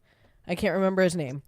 Capone. Al Capone. Yeah. Capone. Yeah. I did a whole thing on him. Tony Montana. No, not that one. Not that but one. I did like this whole thing on him, and I just kept going and rattling off stuff that, oh, well, this might be true, and he was supposedly at this point at this time, and he was over here in Miami. Like, I was nonstop like that.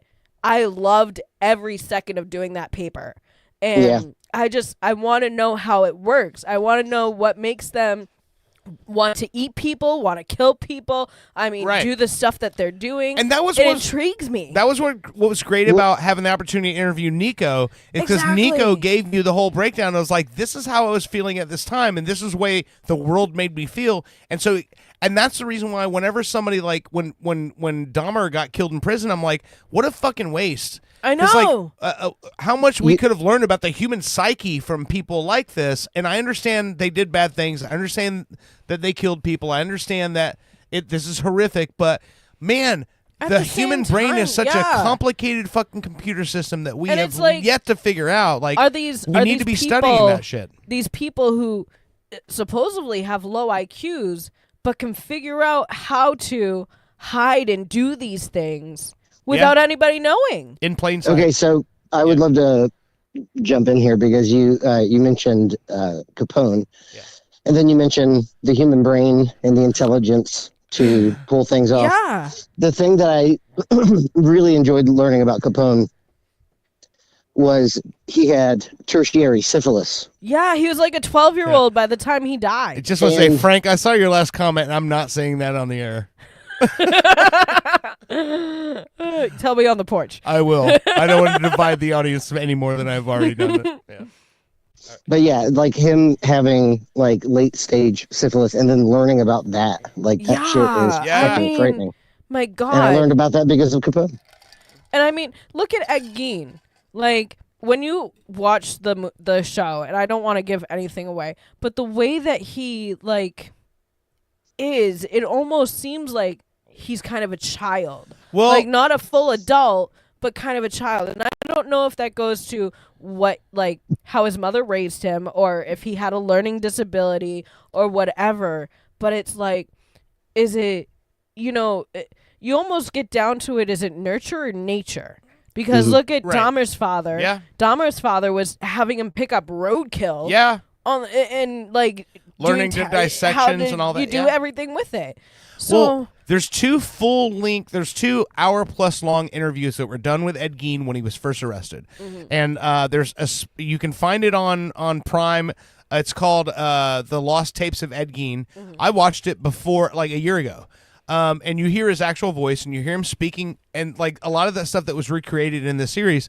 And he is very aloof. He does not understand what he's done was wrong. He passed lie detector tests that he didn't do this stuff. Exactly, because he doesn't know. He was in a totally different stratosphere mentally than what was happening in front of him. He literally did not understand what the fuck's going on. Like when he showed up at his house and the cops were there and everyone's raiding the place. Yeah. And he's like, "Hey guys, what's going on?" You like can't that's just literally go in and out of my house. you hear his voice, you hear the way he talks, and you're like, this guy. I actually have I have an issue with how he portrayed him because he didn't sound anything like that. He did not. He did not sound No. like Ed Gein's voice. No, But- he did not. I take umbrage with that. But I'll tell you, the way that Charlie explains it in an interview is that he felt that he wanted to portray the side of This Gein innocent, who wanted to be what his mother wanted. And his mother literally says to him all the time, "I wanted girls. I prayed for girls. I wanted..." So Charlie Hunnam doing that softer, little bit more high-pitched voice was more to be like what may have been going on in Ed Gein's mind of wanting the approval from his mother. So I think that's why he did that voice instead of trying to imitate exactly how Ed Gein sounded, and like get more into character of, if I had a mother who was like this is how I think I would be. You know, and that's why, like, I say to Dirt all the time, I'm like, you know, there are so many people on Facebook saying, what is true? What are facts? Blah, blah, blah, blah. Well, in reality, Monsters, the Ed Gein story, is not a documentary. It was made to entertain you and to show you some things that are true, and the fact that we had somebody like that in this country. You know? So it's to tell you, yes, these are some of the horrible things that he did and some of what was going on in his house, but it's also to entertain. So we don't know, you know, like Dirt was saying to me, he was like, some of the stuff, if it was disproven, it's not in that show. But if some of the stuff's still up in the air, then, you know, the director took it and put it in. Nobody ever knew what happened to the two hunters that were killed in the woods. Nobody knows what happened to the babysitter. Adeline Watkins initially said, yeah, we were in a 20-year on and off again relationship. Then the details of the case come out, and she said, oh, we only went to the movies once. Yeah. So that's why all that was included. But I just have to throw this in here. And Frank, this last time I'm reading your fucking comment, he's killing me over here. He said, Dahmer's father taught him to put duct tape around mice and small chipmunks. Do you know why? So they don't explode when you fuck them. Oh, my God. Oh, yeah. Well, that's a good point. So thank you very much, Frank. And he also he typed that in 4 different comments because he had to keep correcting his autocorrect. Oh my God. But I think it's so intriguing to try to understand, like, why, you know, people do this, and like, well, and also, like, so here's the thing that Fritz and I and also Fritz is a giant cinephile, for those of you guys who don't know. Like, he when it comes to, you know, everyone knows him for being like this fucking prolific songwriter and musician and all this other stuff, but artistic media, any kind of artistic media, like he's all over that shit. And I remember me and him having a conversation years ago when he talked about, like, the way that we came up with just the what would you call it? It's like things that are considered to be grotesque and just out there. It's like we're just desensitized to that shit. Because of, you know, coming up going, oh, we need to see this, we need to see that, like everything that has been put in front of us. So stories like this that can get out there and people hearing about Ed Gein for the first time, to me, that didn't know who he was, is mind-blowing. Because I mean, this story's been around for almost 100 years. Oh, yeah, but people are born every day, you know? Yeah, how do you not know this? Well, because they're young. Right, and because they're not looking up the gory ass shit. Like, I understand why, but I wish they didn't rebury a bunch of that shit. Yeah, I mean, pun intended. Those soup bowls, like, that should be in the Smithsonian somewhere. Like, exactly. No, come on. You don't think so? No, you have to inter remains. Well, yeah. Jesus Christ. Look at you, Olives. But I think, you know, I would love if, I don't know if they have this because I haven't looked at all the museums that we have in this country or other countries, but having a serial killer based museum. There is one. Where you know, the Museum of Death and Horror in Los Angeles. And in fact, Merle, friend of the show, Merle Allen, just posted a picture today of him visiting his brother's tombstone. Now his brother's buried in fucking New Hampshire, but much like Ed Gein, his tombstone can't be at his grave because they were pissing on it. Exactly. Yeah. So his brother's tombstone is in where he is in Los Angeles, Southern California. So I just like seeing one more thing, and then I got to get going. Okay. But do you remember 2013? Was it 2013 or 2014? 2013. We went to LA to shoot 2 music videos. Yeah. And we got a shot of you walking in front of a very spooky house. Oh, yeah, the fucking Black Dahlia house. The Frank Lloyd Wright Jr. built house. Yeah. And so, yeah, like, LA's full of. I want to go to the shit. Cecil But Hotel. what was cool was that we got a shot of you walking in front of it. It was rad. I hate the fact that. Okay, so listen. The alleged Black Dahlia I love house, the I should fact say. that you got to join in on this conversation we're having because we were talking about so many crazy things today. But also today is the Brittany told me 47th anniversary of Halloween came out today, 47 years ago. And by the Misfits or Mike Myers? No, Mike Myers movie. Yeah, the original Michael Myers. Yeah. So 1978. We talked about your show. Everyone here who is in the Orlando area, go to Will's Pub on Friday the 31st, and it's gonna sell out soon. So please buy tickets. Yeah, we were just talking about I've got tickets in hand for the show. So out of all the songs, you said 8 song set list. I don't want to read song titles because I want people to have some sort of surprise on what they're going to see. But is there a particular song you would like me to play so people can? Because you sent me your practice tapes. Like this is just you guys rehearsing. Yeah. And it's fucking incredible. Dave Lamb is killing It's it fun. as a guitar player. There's nothing. It's just compression and EQ too. It's like it's just raw from the board. So is there a song that you want me to? Is there one particular one you want me to play for people to hear? It doesn't matter to me. Mr. Crowley, the solo is pretty much perfect. Okay, so Hold on, real quick. Yeah, what? Do you guys know what the costume of the year this year is? What? Ed Gein. Oh, really? But there's so many options. You can put on a flannel coat and a fucking hat, or you can make a fucking Get a skin BB suit. gun rifle, Yeah. and walk around like him. Put on one of those Elmer Fudd hunting. Yes. I'm hunting rabbits. I show a bull made. Oh All man! right. Well, you guys have a good night. I love you guys. You too. Love you too. Bye. All right, man. You have a good night, and we're gonna fucking we'll play Mr. Crowley by what's your name? The name of your band? The Ultimate Sin. The Ultimate Sin. I'm sorry, it's The Ultimate Sin. 'Cause that's how he says it the last time. All right, dude. You have a good night. I love you, All right, buddy. All right, bye. All right, so this is wait, he wants me to play the full song so we can get the solos from Dave Lamb. So let's play it, and we'll kind of just fucking listen with everyone, and then we'll go to break. Okay. And hang on, why is I it have not a whole list for the third segment for us. Oh, okay. Why is it not playing? You know what? I'll play it off my phone. Fuck it. Oh, maybe that's why. Did I mute it? Hold on. You know what? Fuck it. We'll go off my phone since he's off of it because I can't take a call and then play a fucking call. So I'll play it off my phone here. This is Ultimate Sin with Mr. Crowley.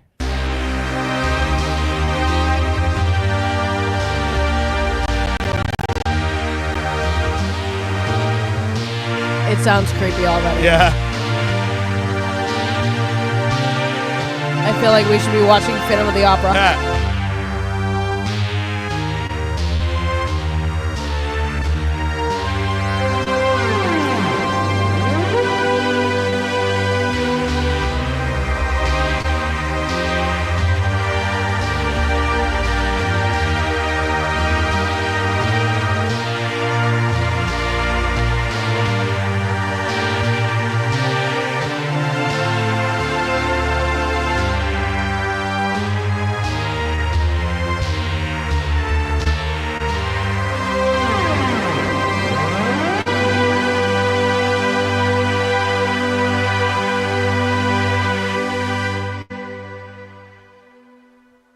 Mr. Crowley, what went wrong in your head? Oh, Mr. Crowley, did you talk to the dead? Your lifestyle to me seems so tragic, with the thrill of it all. Oh, you fooled all the people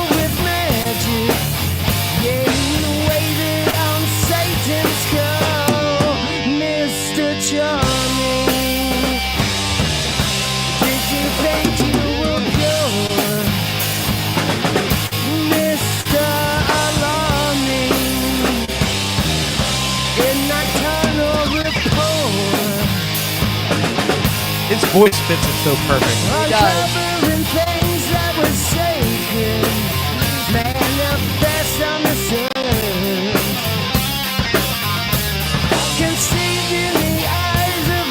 We'll let it go through this solo right here. Listen to this.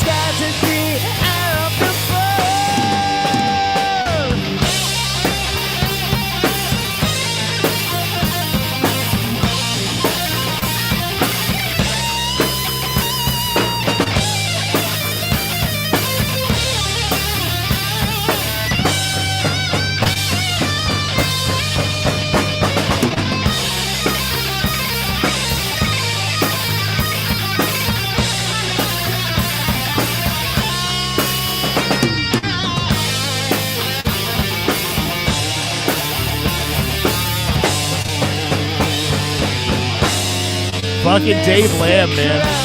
That is insane. That is really good. All right, we're going to take a break. You're listening to Pop Culture Radio. We'll be right back. Frank, I saw your comment. Syphilis Diller.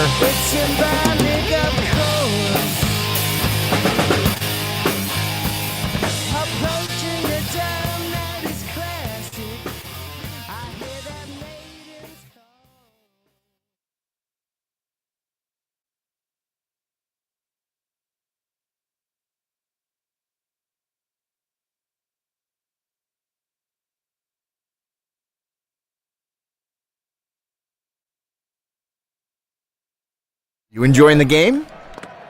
It's a nice day. A little hot. God, Dad, shut up already. What are they saying? I can't make that out. I'm trying to... I mean, we should chant along, You're but... gonna embarrass me. I'm just trying to sing along. At a soccer match, but feeling a little left out. We've all been there before. If this is your first time watching soccer, we can help with the new app, Soccer Dad. With Soccer Dad, our patented algorithm will scan the crowd to pair it with your local team's custom songs. Turns into... Your sock has a hole. Wow, that sounds a lot less aggressive than them. Or what about this classic? Your neighbors drive a car. Hey, our neighbors do drive a car. You are so stupid, Dad. I hate you. I'm just trying to be your friend. Soccer Dad. We can't make your kids like you, but we'll try. From the makers of Sicker. The twilight years are the best years of your life. But you might not know that if you're just watching TV. Hi, I'm host Chris Christopher. And I'm Neil Scheinfeld. Getting older offers insightful commentary and wisdom to those of you enjoying your last years. We understand you have, at best, 4 more years left. Getting older shows old people, not unlike yourself, doing things exceptionally better than you. Drop us a line to be featured on the next episode. And do it quickly, sooner rather than later. Time is a precious thing, and so is tuning in to Getting Older. Hey, I'm world-famous radio personality, Pinkman. You may remember me from your radio.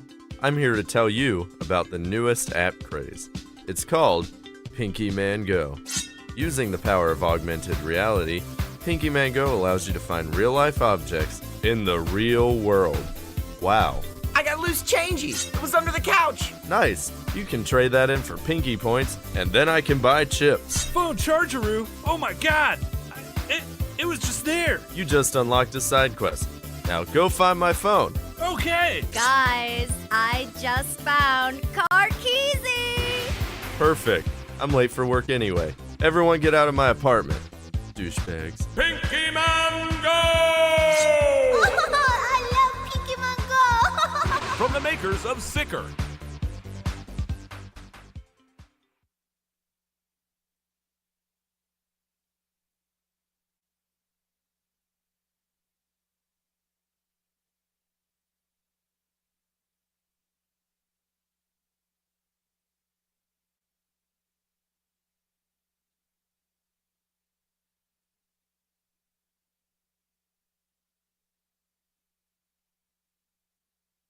Hi, I'm Sergeant Barkish Clayton. In the 2 decades of my professional career in Central Florida, nothing has twisted up my gut more than the cowards who've taken the baby swans from Lake Eola.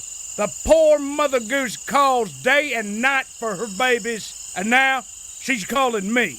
The so-called signet caper is nothing more than a depraved, hollow individual seeking out the most innocent life form to torment and terrorize. I vow to track these suspects down using force if I must. If you're the one who did this heinous crime, me and the crime ender's gonna find you. Only a jackass would do something that stupid.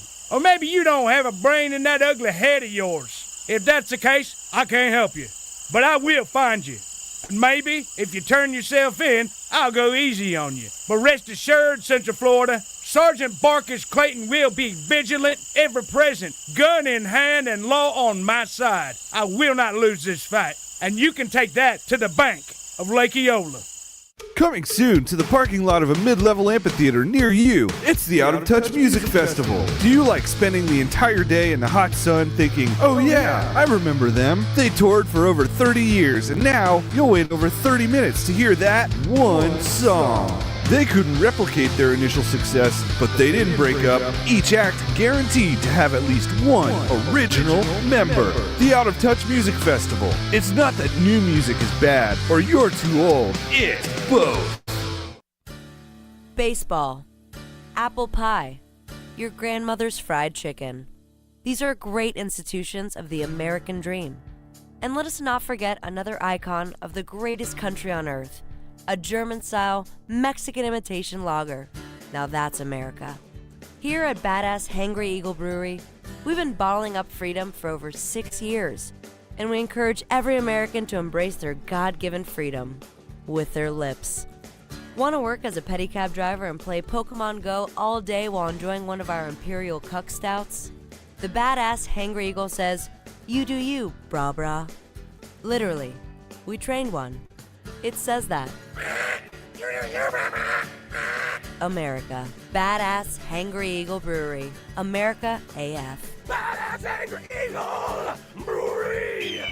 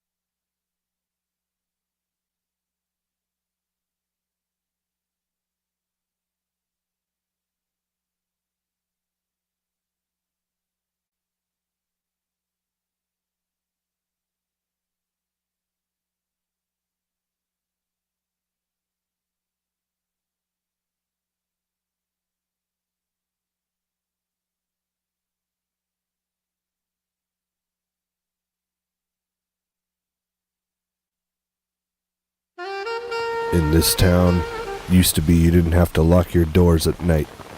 Nowadays, you can't even leave a magnet on your car. I've seen the devil in a man's eye before. Have you or anyone you know been scarred by magnet theft? Well, I sure wish there was somebody we could trust, you see. Well, then you called the right number. The safe recovery of your magnet gets my ticker thumping. I'm Magnet PI, and I won't sleep until you can. Education can be the most important decision of your life. So why not invest your life savings on one of the best? Altamont College. Welcome home. This above-average college will help you decide if college is your calling. Whether you're a doctor or physician, a teacher or librarian, a farmhand or otherwise, Altamont College, let us wow you with promises. Just in time for the political season, PP Boy Records presents Ragtime Election Time. a collection of only the finest political parody songs, featuring Killary and the Clintones with their version of the Deleted Emails Blues. Deleted email blues. Thank you. And the hit single Trump Dumps by the Trump Tonights. I'm in the dumps because today's Donald Trump's got the selection all in a spin. I would be remiss to not mention the Bernie Sanders should have been nominated with their smash hit, Bernie Sanders should have been nominated. What's got you so agitated? What's got you so agitated? What's got you so agitated? Bernie Sanders should have been nominated! Ragtime election time, only on PP Boy Records. Get political with funny. I often wonder what kind of a future we're going to leave behind for the children, you know? Hey, John. Howdy, Bill. You all right? This is John. He's been a Continental truck driver for over 35 years. They said, basically, you can't have the trees no more, can't chop them. There ain't none left, which I know is false. I pass them by every day, driving. Recent congressional hearings have decimated his trucking routes, carrying precious timber from Washington State to Washington, D.C. They call it damaging the earth. What about me? I need to feed my kids, and that's by driving a truck filled with lumber. The future concerns me right now, if I have enough money to feed my kids, yeah? Environmental groups are petitioning against American jobs at an alarming rate, citing global climate change on so-called deforestation. Tell your state senator that American jobs are more important than trees. The planet can wait. John can't. This message paid for by Americans for Work.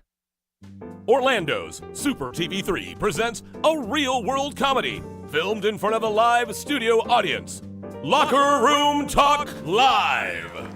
Let's see what the boys get themselves into this week. Make sure there's plenty of towels in there for when the racquet ball game is over with. We gotta mop the shower real good this week. I know they go and pee in there.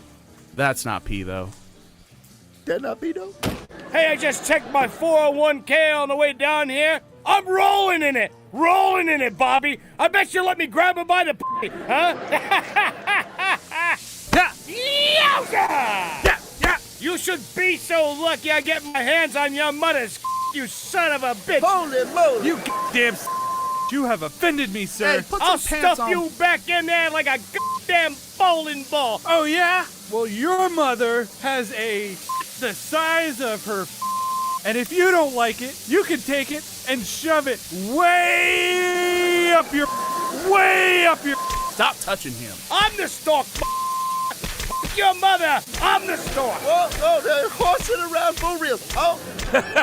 Tune in at 8 to see what people are willing to accept this week. Locker Room Talk, tonight at 8, only on Orlando's Super TV3. In a world of journalistic excellence, Can I get your opinion? comes a man with no formal training. How do you feel about Crap Newberg? This is Fritz on the Street.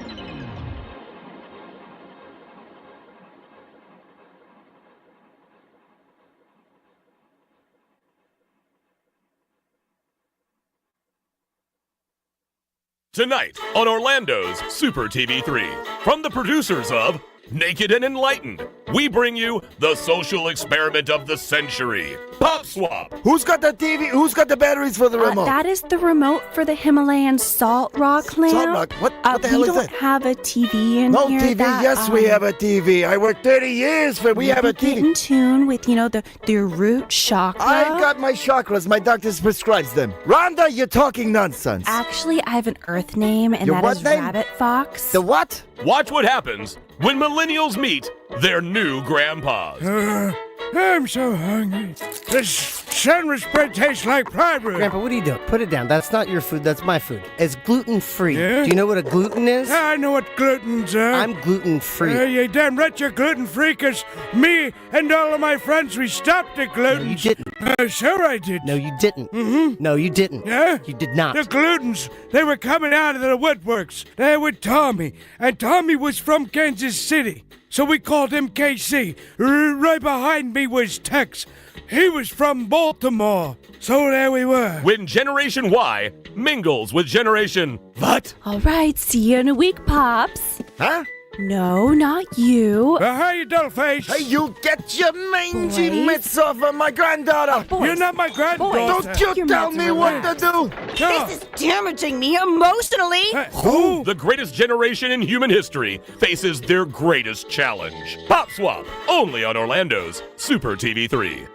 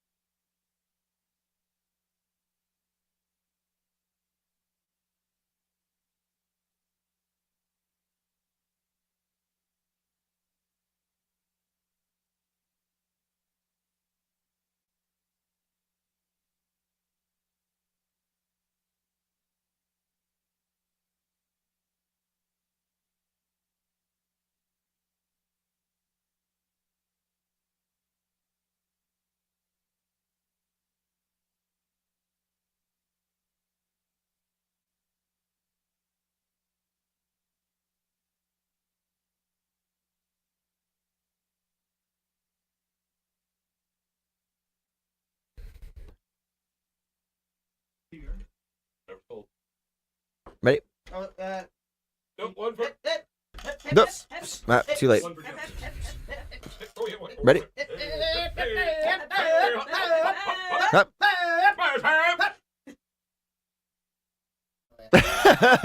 New from the makers of Sicker, the hottest craze in passive messaging technology. Singstagram. You speak it, we sing it.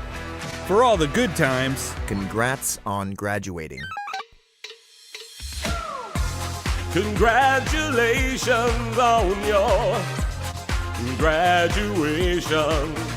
And the not so good times. Sorry to hear about your loss.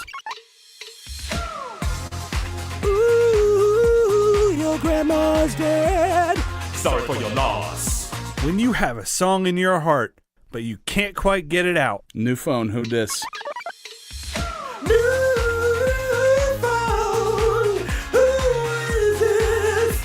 I lost my phone. Or total avoidance. Can you just let him know I'm not into him?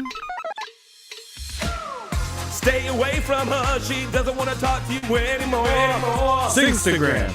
Every message can be a song. From the makers of Sicker. Take things to a new level upon Wii with the first annual French Riviera Games. Events include cigarette smoking, depressing filmmaking, scouting, esoteric performance art, and mustache. Fun for the whole family. We will have disinterested mimes that will challenge your child's sense of existential security. And a bounce house. A special appearance by over 50 Serge Gainsbourg impersonators. And Jean Reno. Check out our Midway games and events. And Buckets. The French Riviera Games. Where the wine flows like the river Rhone. Coming to an empty field near you. Imagine the opulence of Broadway captured via video. Behold, the future of Broadway is no longer confined to Manhattan. Introducing Super TV3's latest production, Hamilton the Musical. Yes, Hamilton the Musical will take you on a tanned journey through the eyes of arguably this generation's greatest actor, George Hamilton. Written in a sing-song fashion, George Hamilton speaks about his upbringing. Born in Memphis, Tennessee in 1939. A terribly handsome baby. Thank you. George Hamilton offers us his greatest asset in his singing voice, like this song called It's Like Love at First Bite. And gives crippling insight into the dark side of Hollywood. Susan St. James has halitosis. Take that one to the bank. Thank you. George Hamilton is George Hamilton in Hamilton the Musical. And I says to him, I says, you know, I was in The Godfather. The bad one. Kentucky Fried Chicken in my hand, in my mouth, and in my hand. Only on Orlando's Super TV3. This is not a political ad. If it were a political ad, you would know, because it would begin with dark and somber music as I talk about the person I don't want you to vote for, like this. Also, I would drop my voice a little to sound more ominous as I tell you things about the candidate that are designed to scare you about the future if they were elected. Facts are not important here because I'm just trying to manipulate your feelings. But I don't want to end there. Now I want to make you feel good. So we'll switch to more upbeat music here, as I now tell you the person for whom I want you to vote for. Again, facts are not important here. We will just say things like our candidate will provide better schools, and lower taxes, and puppies and kittens for all.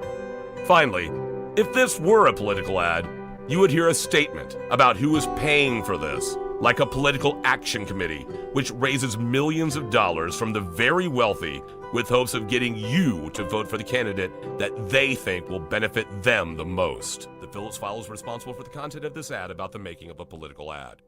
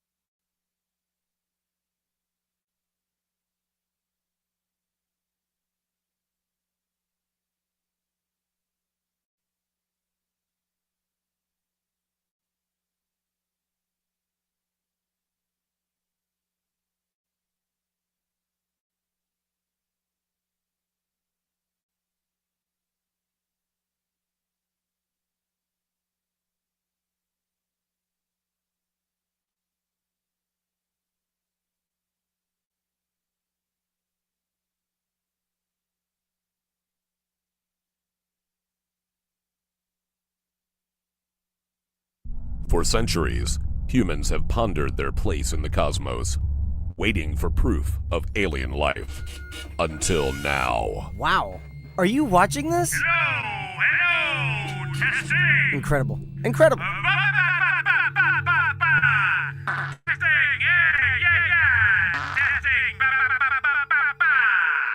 We listened. For the first time, they have made contact. We are not alone. Feels good to get this thing off, this helmet, yeah? I think it gets ripening, you know? I've been fighting in this thing. Fighting in this thing since Pluto. You know what that smells like? Fighting in this thing, it's just recycling in my helmet here. How you doing? But were we ready? Panic worldwide. France now leaving the European Union, that makes 12. Oh, the humanity. Hey, come here, pull my finger. Come on, pull my finger. I'm cooking up some hot chili here. Come here, come on, pull my finger. I got a hot one in the tube. Come on, pull it. Hi, Mr. President. Can humanity survive? He can't be intelligent life. Had we built that damned wall. Tune in to Fartificial Intelligence, only on Orlando's Super TV 3. You fellow wenches, are you looking for a buccaneer to bed? Or a first mate to swab your poop deck? Well, no one should have to face scurvy alone. Visit piratesonly.com. Think of the pirate possibilities, such as Clamdigger 69. I'm Clamdigger 69. I have plenty of toys and eccentric things in Davy Jones's locker, if you know what I mean. Again, that's Clamdigger 69. But let's not forget about Make My Roger Jolly. I'm Make My Roger Jolly. Allow me to be the first one to truly discover your booty. I'm Make My Roger Jolly. Pirate 542. Arr, arr, arr. And Cabin Swain too. Hey, don't forget about me. I'm Cabin Swain too. You can come and frolic around my mizzenmast. I'm Cabin Swain too. Find your buried treasure at piratesonly.com, where X marks the spot. The war on vending machines is hitting closer to home. It's hitting the workplace. Salutations. My name is Dr. Patience McCracknuts, PhD. Reap the benefits of healthy living with Dr. McCracknuts' line of tasty vending comestibles. And because Dr. McCracknuts knows a thing or two about those mid-afternoon doldrums and lethargy, we have started dispersing vitamin B12 syringes in all of our vending machines. Lift your spirits and carry on, ladies and gents. Your hunger just met its worst nightmare. Dr. McCracknuts. Coming to a vending machine near you. Sunday, Sunday, Sunday. We bring you the first politically correct monster truck rally. Unless, of course, you find that to be inconvenient. In which case, we'll have a matinee on Tuesday. Featuring such non-offensive sports vehicles as appropriately sized foot, mild-mannered canine, funeral service worker, and son of funeral service worker, who, although slightly younger, still gets paid a living wage. And current DC Truck Rally champion, I'm okay with our country having a black president. Price admission includes the entire seat, but you'll only need the edge. Sunday, Sunday, Sunday. Try to respect the wishes of our neighbors and keep the noise down, down, down. Do you like pudding? I mean, really like pudding? Have we got the palace for you? Built on repurposed Native American lands, Pudding Palace boasts the most name brands and well-known traditional gelatins from every country on Earth. Our Yelp reviewers speak for themselves. What about you there in the sweatpants? My mom drops me off like twice a week. It's awesome. I'm 45. And what about you, little lady? I came here looking for love. I found pudding. Hey, buddy, what's your favorite part of the Pudding Palace? Sneeze guards. Talk about elegance. I felt like I was in an actual palace. All right, I see a bit of a line. Good. Okay, getting kind of busy here. Let's just go and see what's going on around the corner over here. And hey, sweetheart, what do you think of Puddin' Palace? I never knew pudding could be so fancy. Well, there you go. As you can see, we got nothing Seriously? but satisfied It's customers just here at the pudding. Puddin' Palace. And my check was for Nope, $65? Focus on me. What sort of motherfucker? Brandon. Is that what it is this place? Someone doesn't have our rewards card.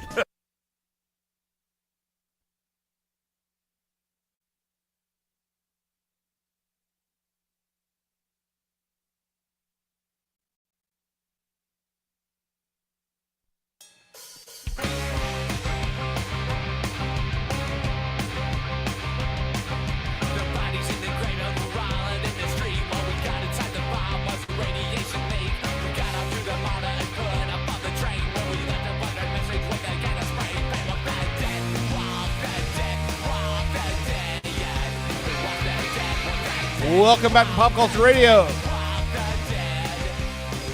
This is Derek Lynn Plastic with Walk the Dead.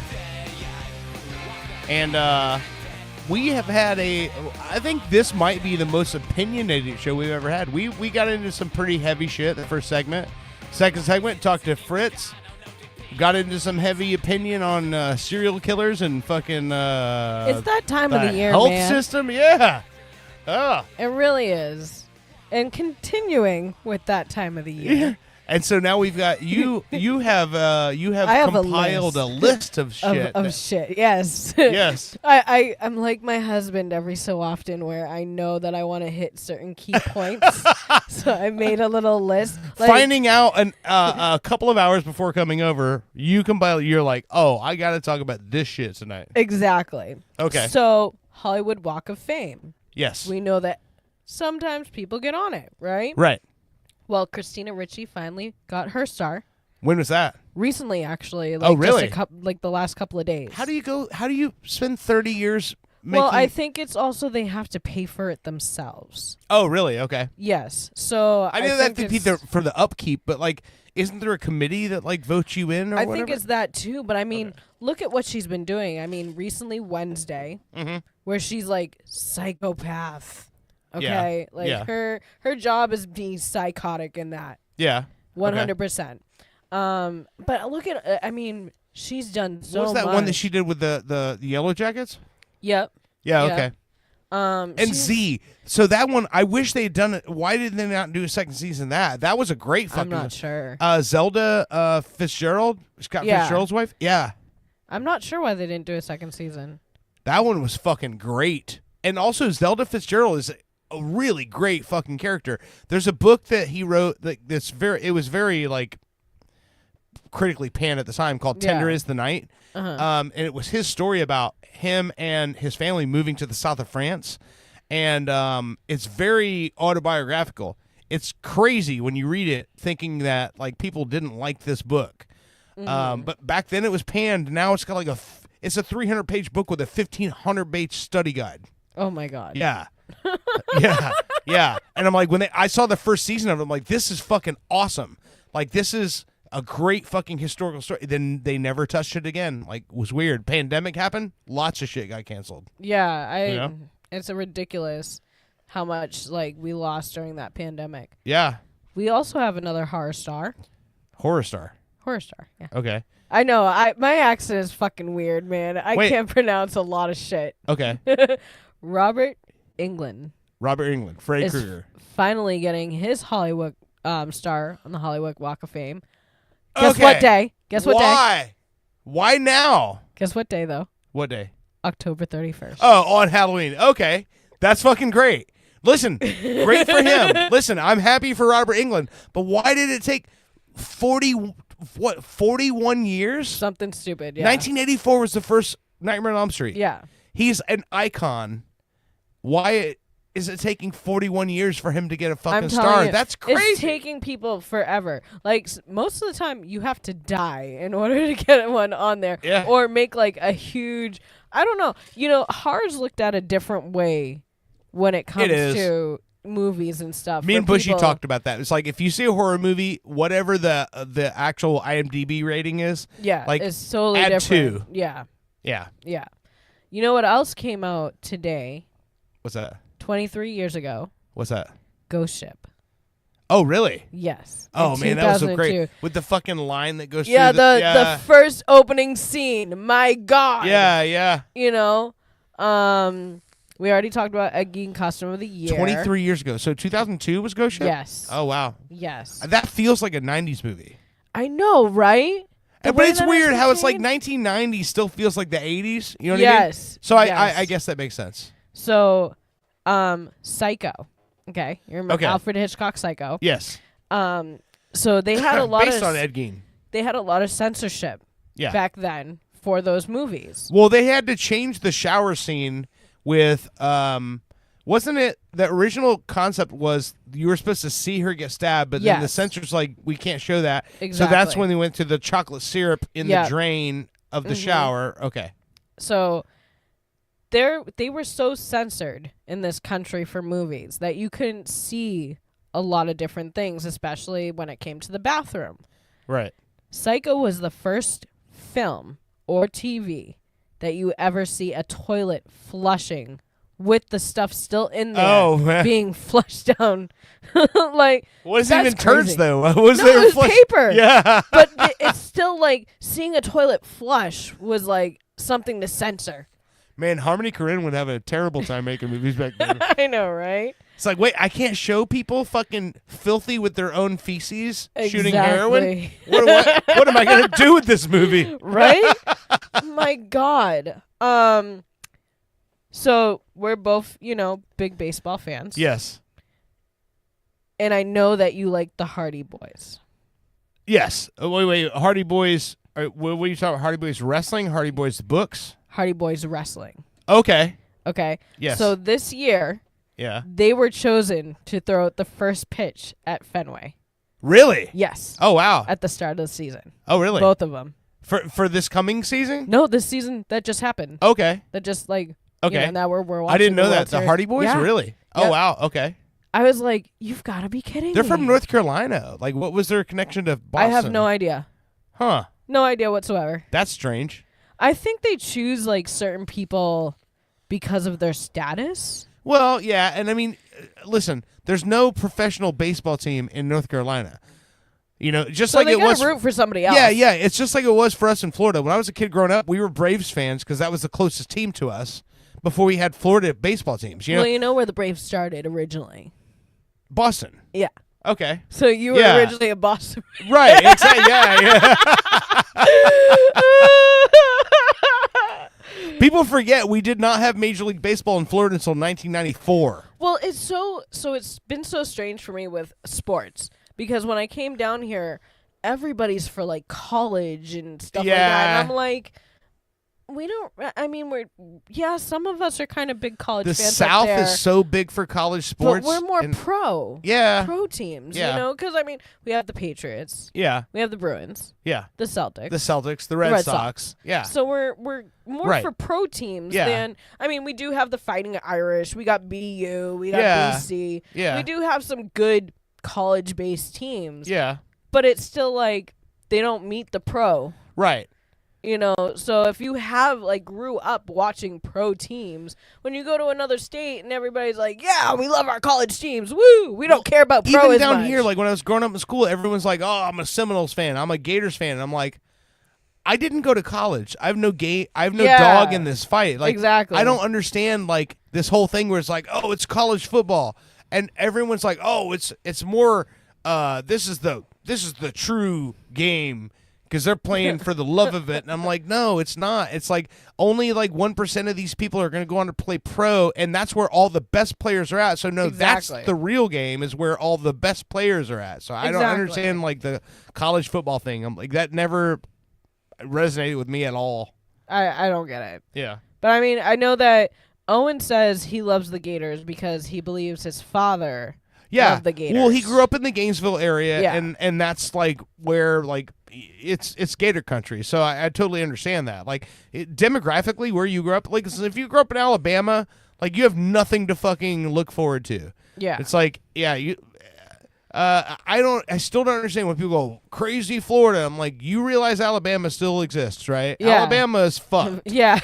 If you grew up in Alabama, you have no pro sports teams. Yep. You have a senator that fucks children that you keep voting in, and you have Crimson Tide, Roll Tide. I get it. I guess that's what you have. I mean, my college. You play the card you're dealt in life, right? Yeah, exactly. Yeah. My college, we couldn't have the Greek like houses. Like we couldn't do Beta Chi or anything like that. like fraternities? Yeah, we didn't have fraternities. Really? Why not? Because it was Salem State. We had witches. Salem State? Yeah. Oh shit. Which okay. is now UMass Salem or University of Salem State. Yeah. So it became a university after I left or while I was leaving. But yeah, we didn't have a football team. Yeah. Not whatsoever. No, like we had a lacrosse team. Like what division? Division 1 or division? Because I think it's Division 1 is like the main team. So you're probably like Division like 3 or 4 or something. Like that. Okay. We didn't even have a football team. I was like, because like Rollins College is a very highly rated academic school here in Winter Park, but their main sport is they have a baseball team that does well, but I think they're Division like 3 or some shit like that. Yeah. So. Heavy on the academics, probably not heavy on the sports. See, Salem State was originally started as a teacher's college. Okay. And then it became a teachers in nursing. Okay. And then theater teacher nursing. So like a vocational Yes. art school. Yes. Okay. Yeah, makes sense. But I mean, yeah, we never. Not a lot of football players going to that school. No. Yeah. No. You go to the zoo, which was UMass Lowell or UMass Amherst, the zoo. Yeah. If you've ever watched in the late 90s, early 2000s football and how the players introduce themselves and say what like college they went to. Yeah. If you ever heard the zoo, it was UMass Amherst because Okay. it was a party school. Okay. Like everybody there partied. Yeah, you still had some smart engineers come out of there and football players. Yeah. But it was the zoo. It was Okay. just you didn't go there if you wanted to do academics very well. So I love Halloween time.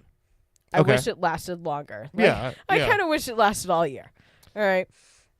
But what I've noticed nowadays, if you look at how everything's been going, Disney Yeah. starts in like early September Right. with their Halloween Yeah.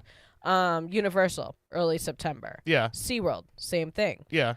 So what they're also doing now Okay. that I find very annoying Yeah. is there are stores that are putting up Christmas shit at the beginning of October. Oh, yeah. Like Walmart Yeah. is like, oh, our Christmas store is Yeah. open. And I'm like, who gives a fuck? You still have Thanksgiving to get through. Right. We haven't even gotten to Halloween yet. Yeah. Like, I've even seen, we were in Hobby Lobby one day, and they had a whole, like, this tiny little area for Halloween. But over here, it's Christmas and then Valentine's Day. I was like, we haven't even made it through Christmas, and you're showing me Valentine's Day shit? What the fuck is going on here? And then, so I'm driving to, I think, William's doctor's appointment, right? Yeah. No, Samantha's checkup for her 2-year-old checkup. Yeah. And we're driving through Mount Dora, downtown Mount Dora. And I see the building that kind of looks like it should be in New Orleans instead of here. Yeah. And it's already decorated for Christmas. It's got reefs. It's got the fucking green shit going. Yeah. I'm like, what are you doing? What is your problem? I mean, they still have a downtown where they do the trick-or-treating for kids. Yeah. And you're already decorating half the town for man. Christmas? Like, why are you rushing Halloween? It's the best time of the year. Oh, my God. But, yeah, so I'm a little upset with that. Also going on with horror. Yeah. Stranger Things. Season 5. Oh, I've seen. Okay, so I'm so far behind on that show because I never really got into it. Like maybe I need to start like from season 1 and like watch it through and to understand. Like I get it. This is the final season though, right? Yes. This is the end of it. But I will tell you that almost every episode yeah is 2 hours long. Oh yeah.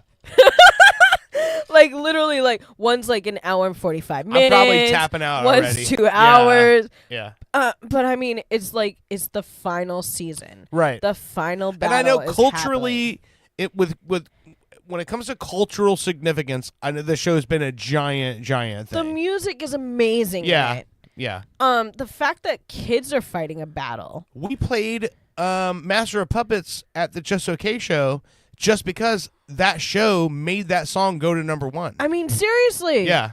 Eddie did an amazing job in that. Yeah. Doing that song. Yeah. Like just the way that he's on top of a trailer. Yeah. Trying to get the bat-like things Yeah. to come to him. Yeah. So that way the rest of them can go do what they need to do. Yeah. It's like, my God, man. And I mean, he literally, so I don't want to give too much away in the last season, but Okay. the last season, you know, there's people that Vecna is trying to Right. So take. Also, Vecna has an Orlando tie-in.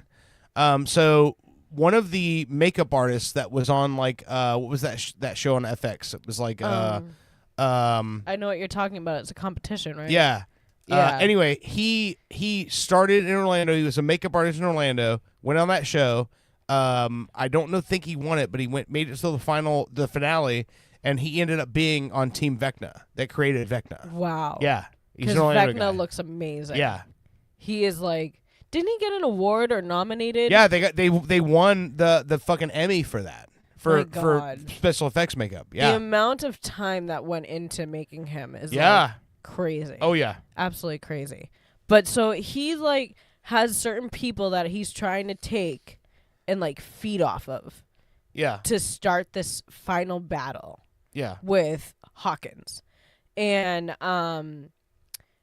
the only way that one of the characters can get like out of it is Mhm. by listening to music. Okay. So if she's like distracted by that, she can be taken away from everything. Okay. So another character ends up like in Vecna's like world, and there's Robin, who is Ethan Hawke's, played by Ethan Hawke's daughter. Yeah. And she's like, I'm looking for music. Where the fuck is your music? What is all? Because Eddie listens to heavy metal shit. Yeah, and yeah. he's like, this is fucking music. She's like, no. So it's so funny how he reacts to her like not liking his heavy metal shit. That's fucking great. That's like, this is real music, man. Yeah. I love that show. I could fall asleep to that show as well. That like having that in the background just makes me like, Yeah, I think it's one of those shows that I just need to just to understand the cultural significance. I need to just like jump in and just well, it almost and watch goes it. to like how a lot of us don't trust our government. Yeah. And that they did human experimenting. Yeah, I think for, Winona Ryder's character in the first season of stuff I remember seeing, she's like dealing with like paranoia and shit of what happened to her, right? No, she's more like, I'm trying to raise 2 kids. My husband left me. Yeah, and she's you just know. kind of like burnt out. Yeah. Okay. And then like when stuff happens with her son, it's like now everybody thinks she's the paranoid like weirdo of the okay. fucking town. Yeah. Because she doesn't believe her son's dead and she's talking to lights. Like Yeah. you're a fucking weirdo. You're Okay. crazy. Like Yeah. what's going on with you? But I mean it's the government is doing testing.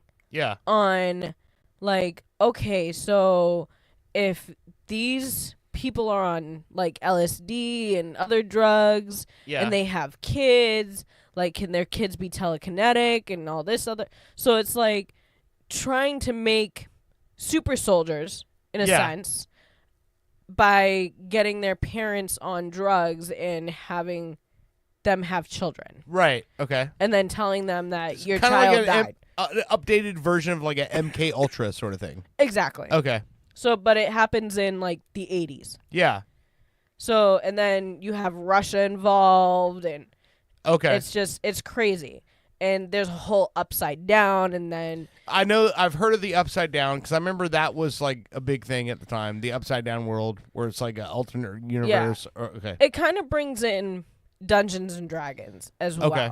Right. Because that's the game that they're originally playing. Yeah. When something happens to Will in the first season.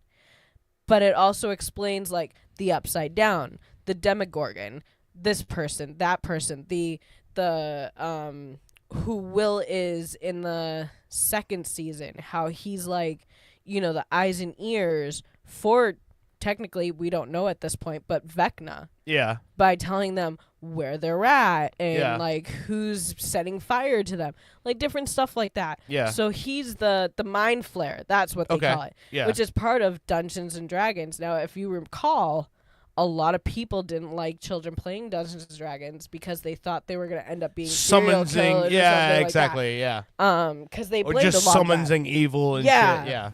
But so now we're gonna find out how this ends with 2-hour episodes. Oh man. Yeah. Oh, it's gonna be great. All right, so another movie or two movies that we have coming out. One is Driven, the Paul Walker story. Okay. Guess who's playing him? He's a pretty boy. We've been talking about him a lot. Is it High School Musical guy? No, it is not Zac Efron. No? It is Charlie Hunnam. Oh, really? Yes. Okay. And Vin Diesel's going to be in there, Jordan Brewster. So you go from playing Ed Gein to playing fucking Paul Walker. Okay. Exactly. I know. I was like, what? That's crazy. How long is he going to have to stay away from his family after this one's over? I know, right? I got to go spend a weekend in Vegas. Otherwise, I'm going to put my family in a car and fucking drive into a tree. Drive into a tree. Next, we have coming out Ty West's adaptation of A Christmas Carol. Guess who that's going to be starring? Okay, wait. So the Charles Dickens Christmas Carol? Well, it's going to be an adaptation of that. So maybe by modernizing it or something of Kind of. And so when you say who's starring in it, playing what character? Ebenezer Scrooge. Oh shit. Yes. This person was in the headlines for Bad Things a few years ago. Is it Kevin Spacey? No, not that kind of bad thing. Not that kind of bad things. Okay, for Bad Things a couple years ago. There's even a documentary. I can't remember what platform of his trials. His trials. Yep. Bill Cosby. No. No. Johnny Depp. Oh wow. Yes. Okay. Johnny Depp is going to be playing. Okay, Ebenezer I could Scrooge. totally see that. I could too, because if you think about it, Sweeney Todd. Very Sweeney character driven. Very character driven Yes. actor. Okay.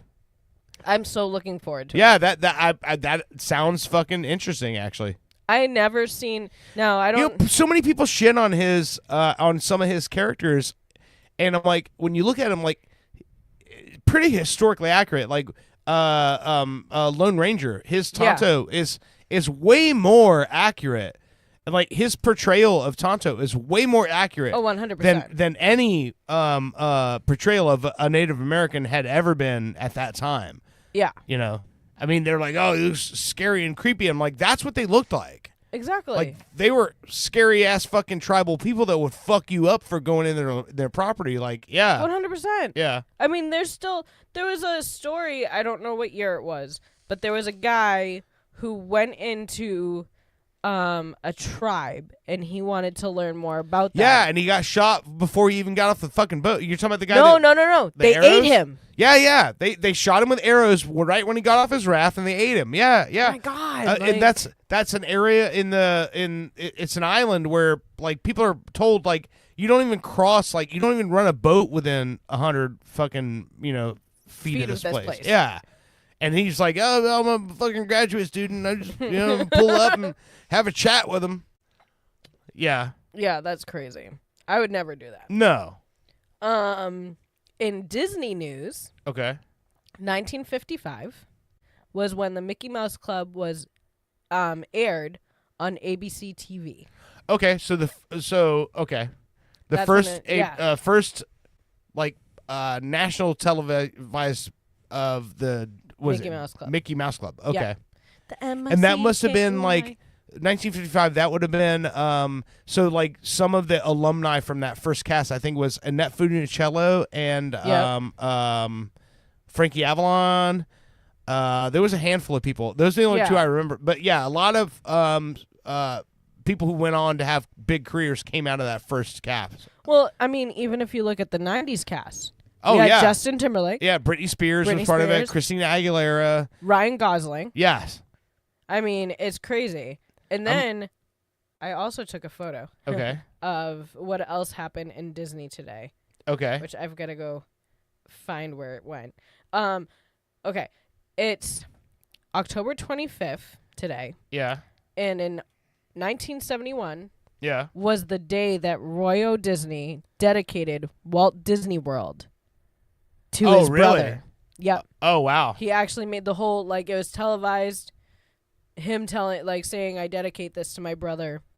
Oh, man. Yep.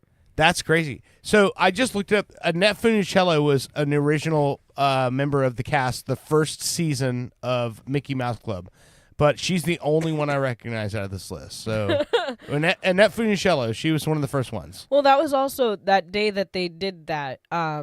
The Mickey Mouse Club airs in 1955. They also called that the guest TV show. Okay. So I guess they had a lot of guests on it as well. Well, I would assume so because it looked like they were all children at the time. I mean, Yeah. all these people are like the ones that are alive are 84.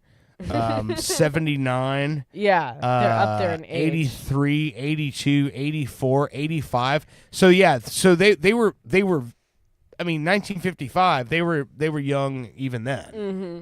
They were like 10, 15 years old at the time. Yeah, that's crazy. You know, Wow. to be on something that great at that time and still be known for it. And I think Annette maybe no, not Annette. Frankie Avalon. I know Frankie was definitely a guest on Gilbert's podcast. I don't think Annette Funicello ever was, but or maybe they both were on at the same time. I can't remember. But their stories are fucking great because all those like beach movies that were being made at the time. Yeah. They were shooting that shit in like sound stages in L.A. and pretending like they're on the beach and shit. And that was like a giant fucking thing. Like if you think about like the 1950s where it was like, Beach Boys, Surfing USA, Jan and Dean, all that sort of stuff. It like that was like the culture of the time was being 100 miles inland in the middle of like goat fuck Indiana. Yeah. And you're watching beach movies because you wish you were at the Exactly. fucking beach. Exactly. That's fucking great. Well, you also got to figure you had I Love Lucy during the 1950s. Yeah. And have you so when I can't remember what president it was, but a president, I think it was maybe Nixon. No. I don't remember, but they interrupted I Love Lucy with a, whatever an emergency needed to be talked about, something political, and the news lost so many people. That would have been so that show I don't know if it all was a took rerun. place within the 50s, so it would have But it could have been been a Eisenhower. rerun. Maybe it was Eisenhower. Yeah, yeah. But I know they stopped airing and went on to this public announcement in the middle of it. And the news just, everybody stopped watching the news. That's fucking hilarious. And they were like, okay, we can never They're like, interrupt we heard this." enough of your shit. Leave us alone. We want to see what happens in the chocolate factory, you fucking Exactly. assholes. But, I mean, you got to look at, when we talk about Ozzy Yeah. and all these icons that Yeah. took us away from our reality, we wouldn't have half of the TV shows that we have if it wasn't for Desilu Productions. Yeah, yeah. Oh, I yeah. mean, He revolutionized the 3-camera live Exactly. mix and all that. Yeah. It would never look the same coming from LA to the Yeah. East Coast. Yep. It was all static, Yeah. especially during some of the TV shows that they had back then that Yeah. were the talk shows that the Beatles played on, and Yeah. you know, Oh, yeah. a lot of those were all staticky. Like if you try Yeah. to watch the bad TV. Oh yeah, because the the transmission rate was so bad going from one coast to the other that you got a terrible signal. You know, when you're a teenager or when you're a kid and you're trying to watch the porns on the Yeah, static yeah. You know, channel. I think that's an elbow. Yeah. It might be an elbow. Could be a boob. I don't know. I'm just going to jerk off anyway. I hope. Somebody get Lucy K out of here.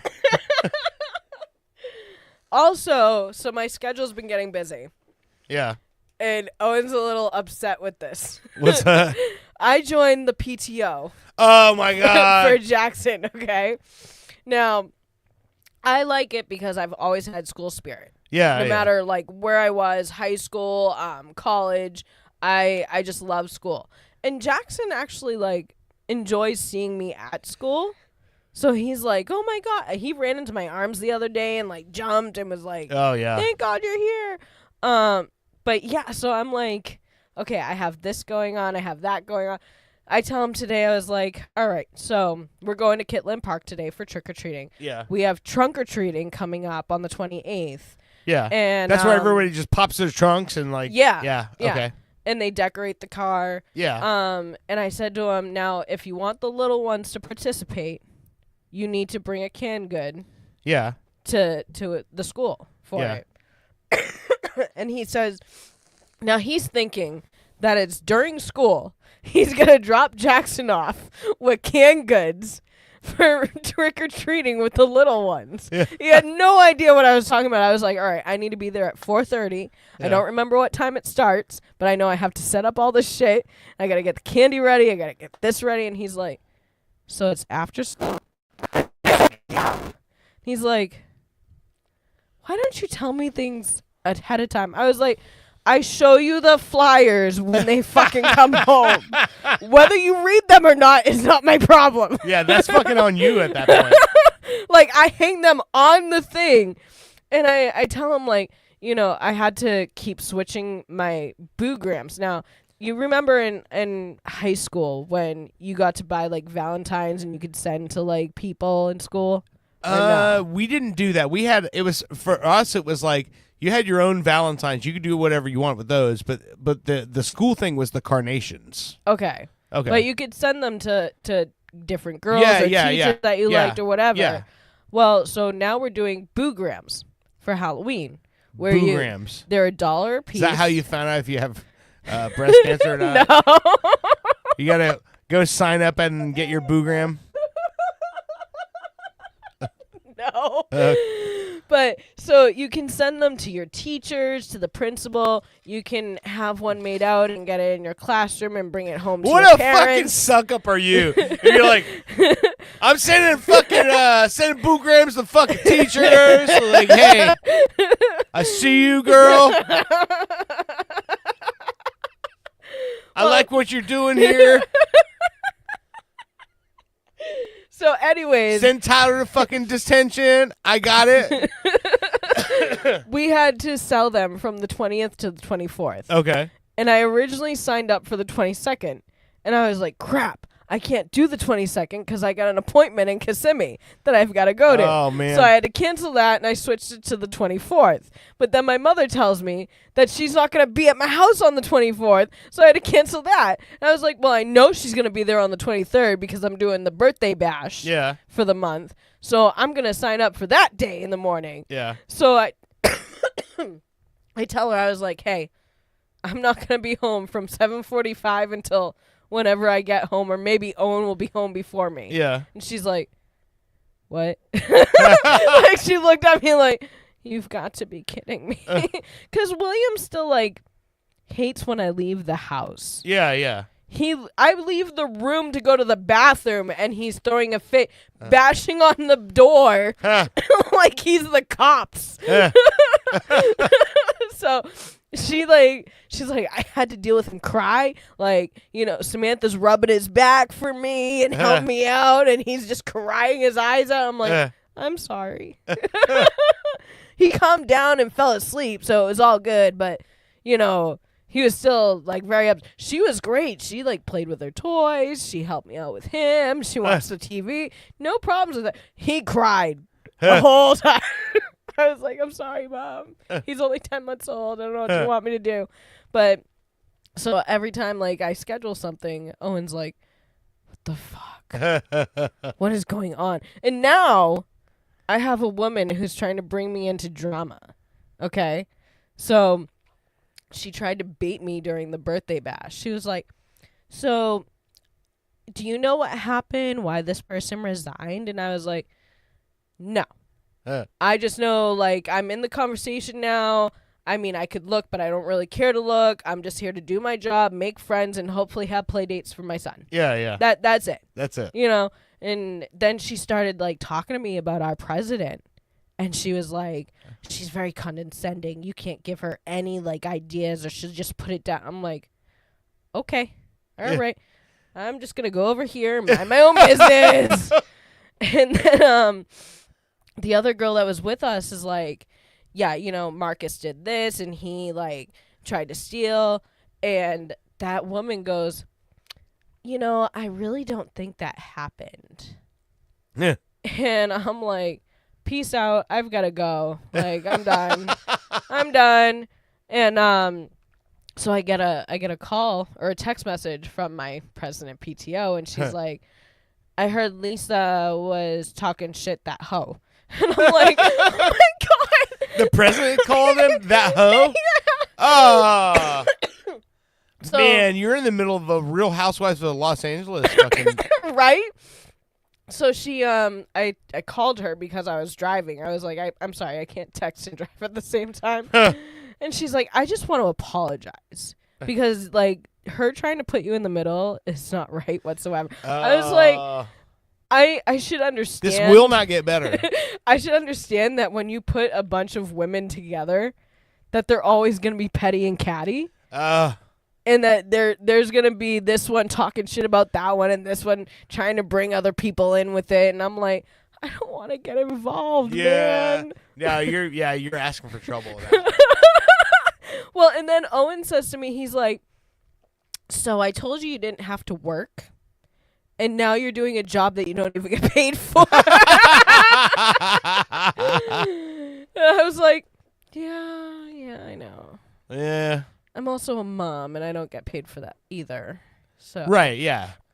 So, like, yeah, pick your poison of shit you're going to do and not get paid for. Exactly. But, you know, my mother said that she would help me cover the shifts that Owen can't take time off of work for. So. Oh, man. Yeah. It's very funny at our house right now. I have, like, I just want to see Owen at a fucking PTA function. Like, that would be fucking awesome. Just watch Owen, like, well, I see sit there other and dads, not know what to say. I see other dads, like, volunteer for certain things. And I'm like, you're lucky I don't put you up to volunteer, sir. Yeah. Like, but, you know, you have to go through this additions thing where they, like, look at your background. So if you've ever had your license suspended or stuff like that, you're not really able to. Might not be the best fucking fit here. Yeah, exactly. It's like, how are you gonna tell the kids to do that shit when you're not even, you're behind in your fucking child support, dude? Exactly. Like, I was like, I can't believe that they accepted me with how many speeding tickets I've had in my driving record. Slow down! Don't run in the hallway. Yeah. Fuck you, Miss Slider. You can't fucking slow down on the highway. You gonna tell me not to run in the hallway? Fuck you. It's so funny, though. It's so true. But lead by a fucking example. I saw you run stop signs before you even got in the fucking building today. Fuck you. Well, then. Tell me what to do. So, going back to what we were talking about with Owen earlier, I said to him, you know, there's a time where I love technology, and I'm glad that we're, you know, where we're at with it. Then you get to a point when you fucking hate it. But then I hate it because in most cars, unless you get a basic fucking model, right, you can hook up your phone, yeah, Bluetooth-wise, to the CarPlay car. or whatever, yeah. And you can sit there and say, hey, call Dirt. Yeah. Hey, text message Dirt this. And actually, like, say whatever you need to say. I'm sorry. This phone should not be right here as you're fucking driving. Yeah. Trying to go get your fucking kid. Yeah, and slowing me the fuck down. Yeah, yeah. Or it should not be right fucking here while you're trying to go get your fucking whatever, your Yeah. decaf coffee from Starbucks. Yeah, yeah. You know, like, Yeah. it's like, I don't get it. You know, like the theme parks. We used to have maps that went out like this. Yeah, yeah. You still knew Now to look up. you're on your phone. You're like, yeah. You still knew to Guide look me up to from King it. Kong. But no, now they're looking on their phones and they're like, how do you not see somebody? Like, you're so focused on your phone that you can't see the people around your phone that you're about to fucking walk into. And it's not like it's easy for me and Owen because normally we take 2 strollers. So if Jackson gets tired, he can be put in there. Or if he does something bad, he can be put in the stroller. So I got like 1 kid, he's got 2. And trying to get through crowds and people like, me. Dude, get the fuck off the phone. You're about to get run over by me because I am trying to get to King Kong, which only has a 10-minute wait right now. Oh, man. It's so fucking bad. It really is. I see it happen, like, constantly. Like, you know, in my fucking job, like, there's signs that say, hey, pull in here and park there.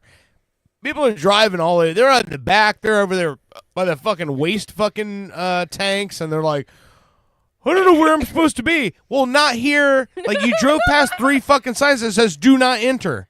And you're like, well, this is weird. I don't know how I got here. I'm like, I do. I know how you got here. Because you're not fucking paying attention. You're not reading shit. You're just like, oh, that's weird. It tells me not to go here, but I'm supposed to be there. Fucking douches. I literally, like... Idiots. I seriously... Up in Boston, we have signs that say use your fucking blinker. I don't know if the word fucking is actually on there, but I know it says use your blinker. Brittany, I watched a fucking lady literally almost give herself a fucking hernia opening a door that had a giant fucking sign on that fucking door in front of her face that says, do not enter, use other door. And in front of that door was a 45-pound fucking base for a sign that had another sign on it that said use other door, and she almost gave herself a fucking coronary pulling that door open against the fucking stopper, against the signs, and then got her head into the door and goes, why is that door so hard to open? Because of all the fucking signs on it that said you're not supposed to be fucking opening it. And then had the fucking balls to go, well, that's not fucking convenient. Maybe go through the door that all those fucking signs are telling you to go through. And here's the worst part about it. That happens multiple times a day. Well, multiple times a day. People don't follow the signs that are right in front of their dumbass fucking faces. Can't follow instructions. Well, I'm telling you. I had this conversation on the cruise, actually. I was in the smoking section, and this woman was like, I can't figure out the app on my phone for the cruise to, like, get the schedules and stuff. Yeah. And I was like, and she was, like, in her 70s. I said to her, you know, I feel like I'm getting dumber each day because I used to be able to take computers apart and put them back together. Yeah. And now I look at it and I'm like, is like, this why even gibberish? bother? Yeah. You know?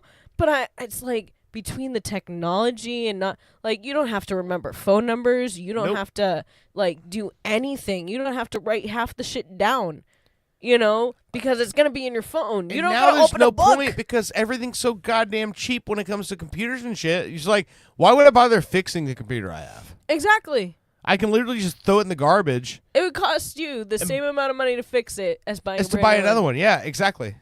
Like, it just drives me insane. And Owen's now having problems with his little computer. Yeah. Because it goes dark. He's, like, in the middle of a report. Yeah. And, I mean, one time he didn't even save the report. He didn't save it as he was going. So he got smart this last time and was saving as he was going. And the whole thing went dark. So he had to do a reboot, hard reboot. Yeah.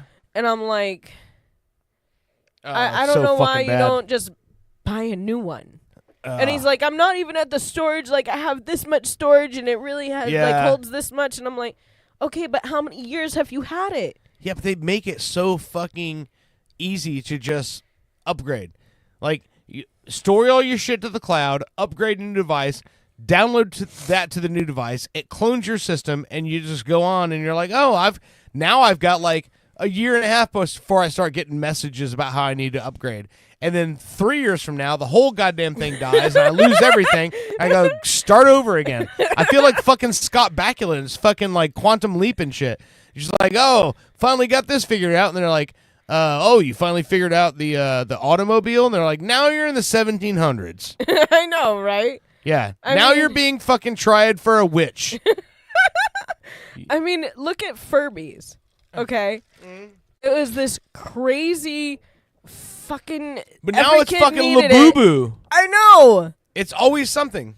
But I mean, back in the day, that thing could wake you up at 3 o'clock in the morning doing some shit in your closet. Yeah. And you're like, okay, what fucking demon just entered Yeah, you? yeah. Like, my Furby was in a closet for like, I don't know, say 5 years. Yeah. And then I go to move my mother out of that house, and it just wakes up and starts talking again. I'm like, oh, there you are. Where you been, bitch? Been fucking waiting here for you. Have you ever seen Ali Wong? Yes. Okay, I love her stand-up. Oh, she's awesome. She's so funny. And I think she's in a relationship right now with Bill Hader, I think. Really? I think her and Bill Hader are a couple. Yeah. Oh, my God. I'm pretty sure. But yeah. So, Owen was watching the Facebook Reels. Yeah. You know, on the porch as he's setting fire to the new fire pit. And Ali Wong comes on. And she's pregnant in a leopard dress. Yes. And she's like, you know, I thought being a stay-at-home mom was going to be fun. You know, I'd be able to hang out with my friends and, you know, go out. But no. Yeah. It's like, I have a Tamagotchi. And there's no reset button. So the stakes are set higher.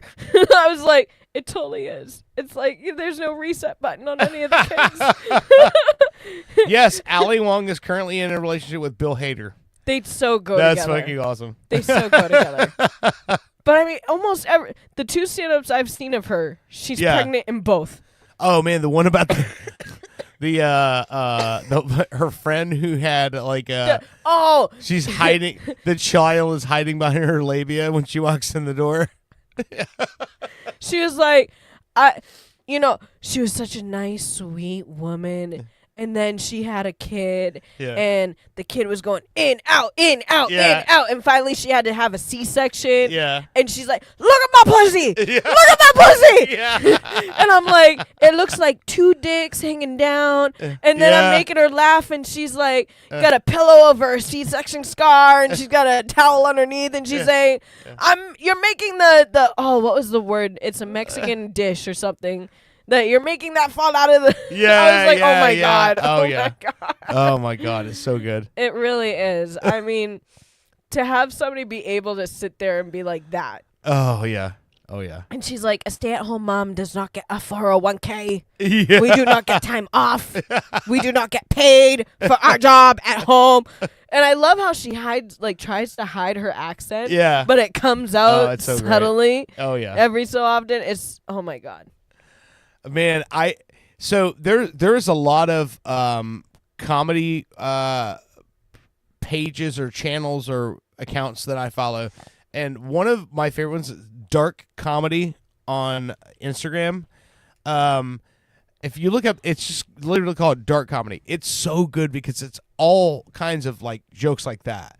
Like the one they posted today, which was fucking hilarious to me, was Anthony Jeselnik, which I don't know if you know. I don't think I know him. Oh man, he's so good. When we in the show, I'll show you some Anthony. He's so good because the way he talks, he's so condescending and like forceful. And he said his brother showed him his tattoo, and he said, "Anthony, I got a fucking tattoo. It's fucking Chinese symbol, or no, it's a Japanese symbol. It means awesome in Japanese." And he goes, I looked at it and I said, Brian, you're a fucking moron. That's a fucking swastika. Oh my God. And he goes, no, Anthony, it's not a swastika. It's a Japanese symbol that means fucking awesome. And he said, Brian, you're a fucking moron. Everyone on the fucking planet knows that that's the fucking symbol for awesome in Germany. Oh my And god. his fucking humor is so fucked up and it's hilarious. But he's the one that my favorite when Norm Macdonald died. He did one of the and it's not a eulogy, but he was one of the people who spoke at Norm Macdonald's funeral. He said that him and Norm are doing this fucking comedy show, and they were both guests on Larry King to promote this show. He goes, and Norm came to him in the dressing room. He said, "Listen, I got an idea." He goes, "Anthony, when we go out there," he's like, "let's just trash the other person the whole interview." Because Larry's going to ask all these like pocket questions. He's just like, "So, how long have you been working with Norm Macdonald?" And he's like, and just tell him that you think I'm the biggest piece of shit that's ever walked the planet. Oh my God. He goes, and we will just shit talk each other and it'll be fucking hilarious. And Anthony goes, "I'm fucking down." He goes out there and he's like, and then Larry King says, "Anthony, what's your opinion of Norm Macdonald?" And he goes, and I said, "I think Norm Macdonald is a giant piece of fucking shit, Larry." And Larry goes, "Oh, really? Well, then why are you working with him?" He goes, "Because that's what you have to do as a young comic business is you have to suck up to these pieces of shit that are terrible. They're not funny. They're horrible for the fucking business. But the only way I'm going to get anywhere is by latching on to this giant piece of fucking garbage that's Norm Macdonald." And he goes, and I can hear Norm in the green room laughing his dick off at how fucking good this is. He goes, well, I finished my interview. I walked past Norm, and Norm goes, "Anthony, that was fucking great." He's like, "That was fucking awesome." He's like, "Now watch this." And Norm goes out there, and Larry King says, "So Norm, what do you think of Anthony Jeselnik?" And Norm goes, "Well, I think he's one of the best fucking comics working these days. He's gold. Oh my God. He's a legend in the making." And he goes, and Anthony goes, "God damn it, he fucking got me. Now I look like the asshole." He's like, "He totally fucking played me into that Wow. shit." Yeah. Wow, my God. I would die. Yeah. I would have died backstage. I would have been like, wow, I'm a huge piece of shit at this point. What an asshole am I? Oh my God. I'll tell you, like, I love seeing people play out some of the comedy, like, skits from certain stand-ups. Yeah, right? yeah. So I saw one today about what's his name? Ron White. Yeah, yeah. Okay. And the guy's sitting in the car and he's pretending to be the cop as well. And the cop's like, "All right, you need to blow into this breathalyzer." And he's like, "I ain't doing that. If Yeah. I ain't calibrated right, then I'm going to end up doing the whole Ron White thing. yeah. And I was like, this is fucking hilarious. Because Yeah. it's Ron White's voice. Yeah. When, and then the cop tells me that I need to, and then he's asked me to do an agility test. Do I look agile? Yeah. He's like, "No, you know what we should do? We should go for a fucking spin and I'll show you how good of a drunk I am driving." It's funny because with these the older comedians, like with the storytelling stuff, like one of my favorite in recent time was so Bert Kreischer does the show Something's Burning, Yeah. where it's a cooking show and everything. Well, he did a show where his two guests were Gilbert Gottfried and David Tell. Okay.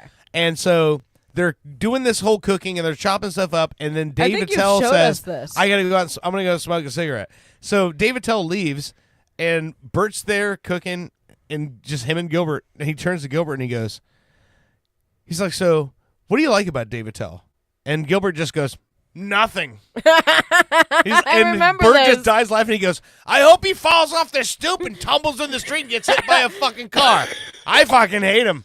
And I'm like, that's the shit that's so funny to me, because that the way that you take a fucking question like that and just take it. No one knows where you're gonna go, and then turn it into a whole bit in itself.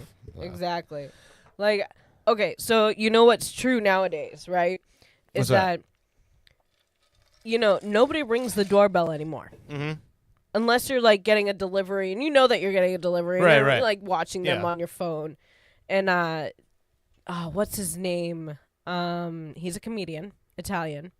Sebastian Maniscalco. Yes. Yep. And he does the He's whole one of the best skit right now. Yeah. That's like, when we were kids, Ma had a cake. Nobody was allowed to touch that cake because it Yeah. was for, company. Yeah. And company just shows up, and then they were like, "Oh no, I didn't know how long we've been here. We've got to go." Yeah. And then it's like nowadays, if somebody rings the doorbell, you're like, "Get the fuck down! Shut off the lights!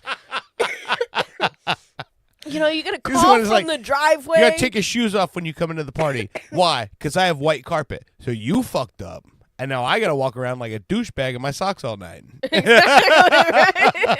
You made a poor choice, and now I gotta walk around with my socks now. Was this a slumber party? Oh Or like you like Joe Coy, right? Yeah. Oh, okay. yeah.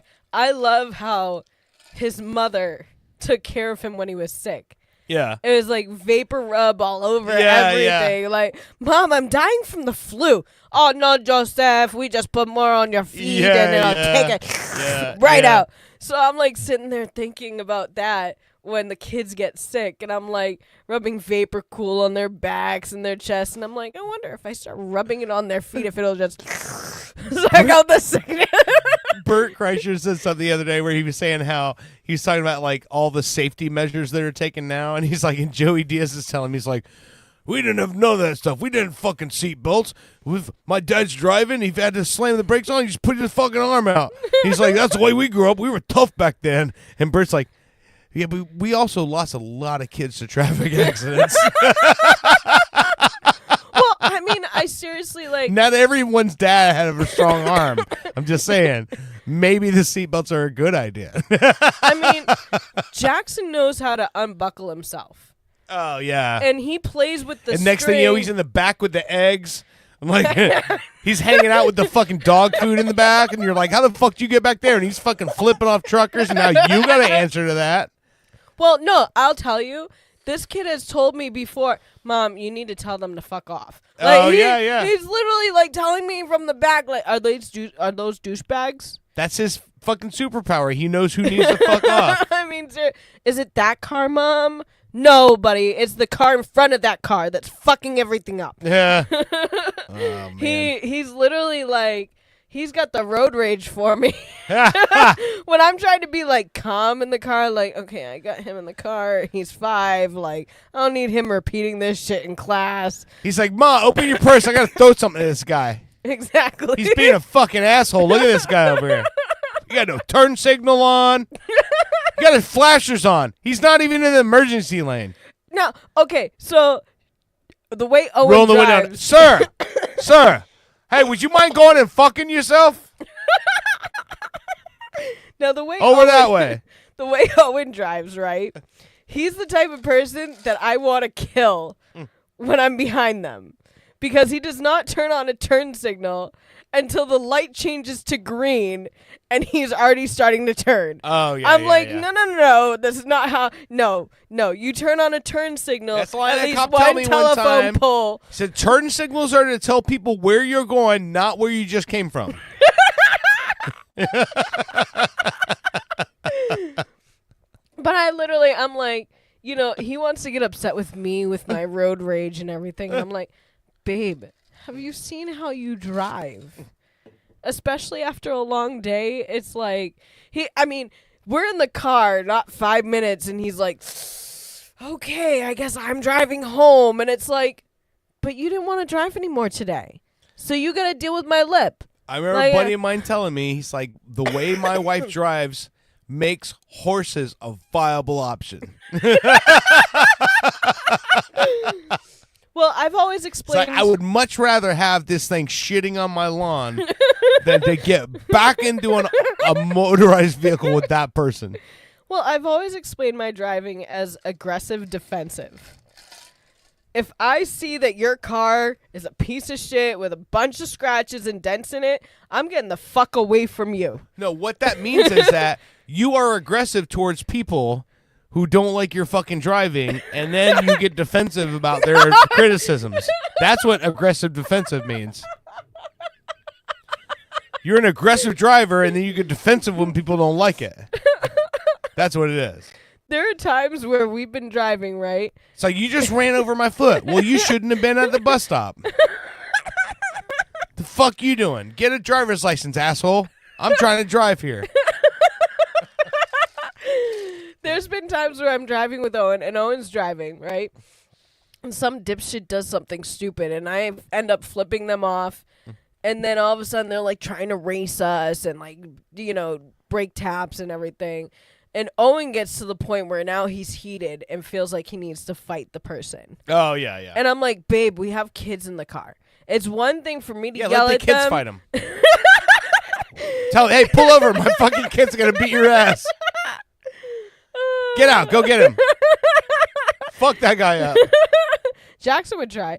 I told my mother the other day, I said, Samantha's going to grow up, and she's going to be the defender of her brothers. Huh. It's not going to be the brothers, like, sitting at home waiting for the new boyfriend to come in. She's going to be the one that hears, oh, Jackson was being picked up. All right, let's go. You know, I'm a few grades younger than him, but let's go.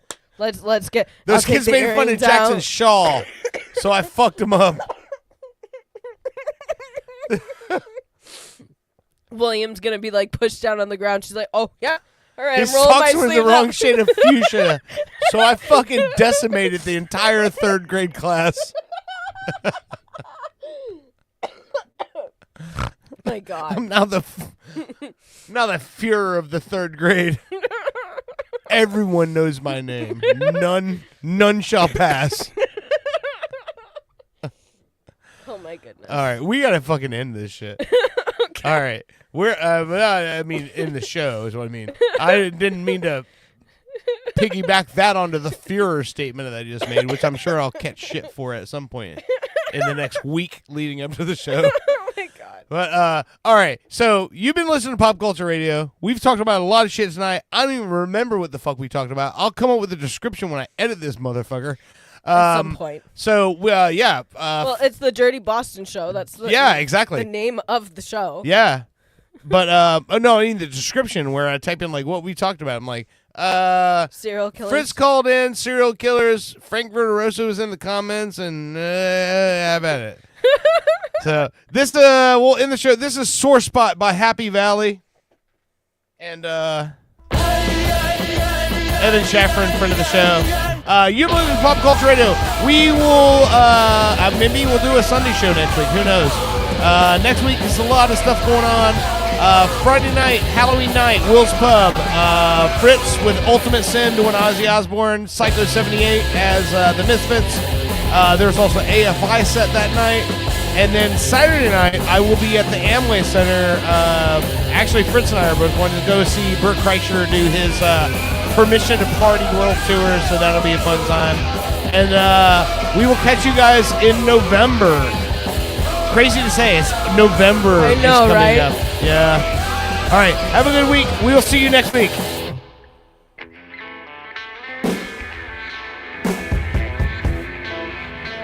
Pop Culture Radio has been a Weird Florida production. Make sure you like and subscribe to YouTube and any other channel you hear us on. Have a good night.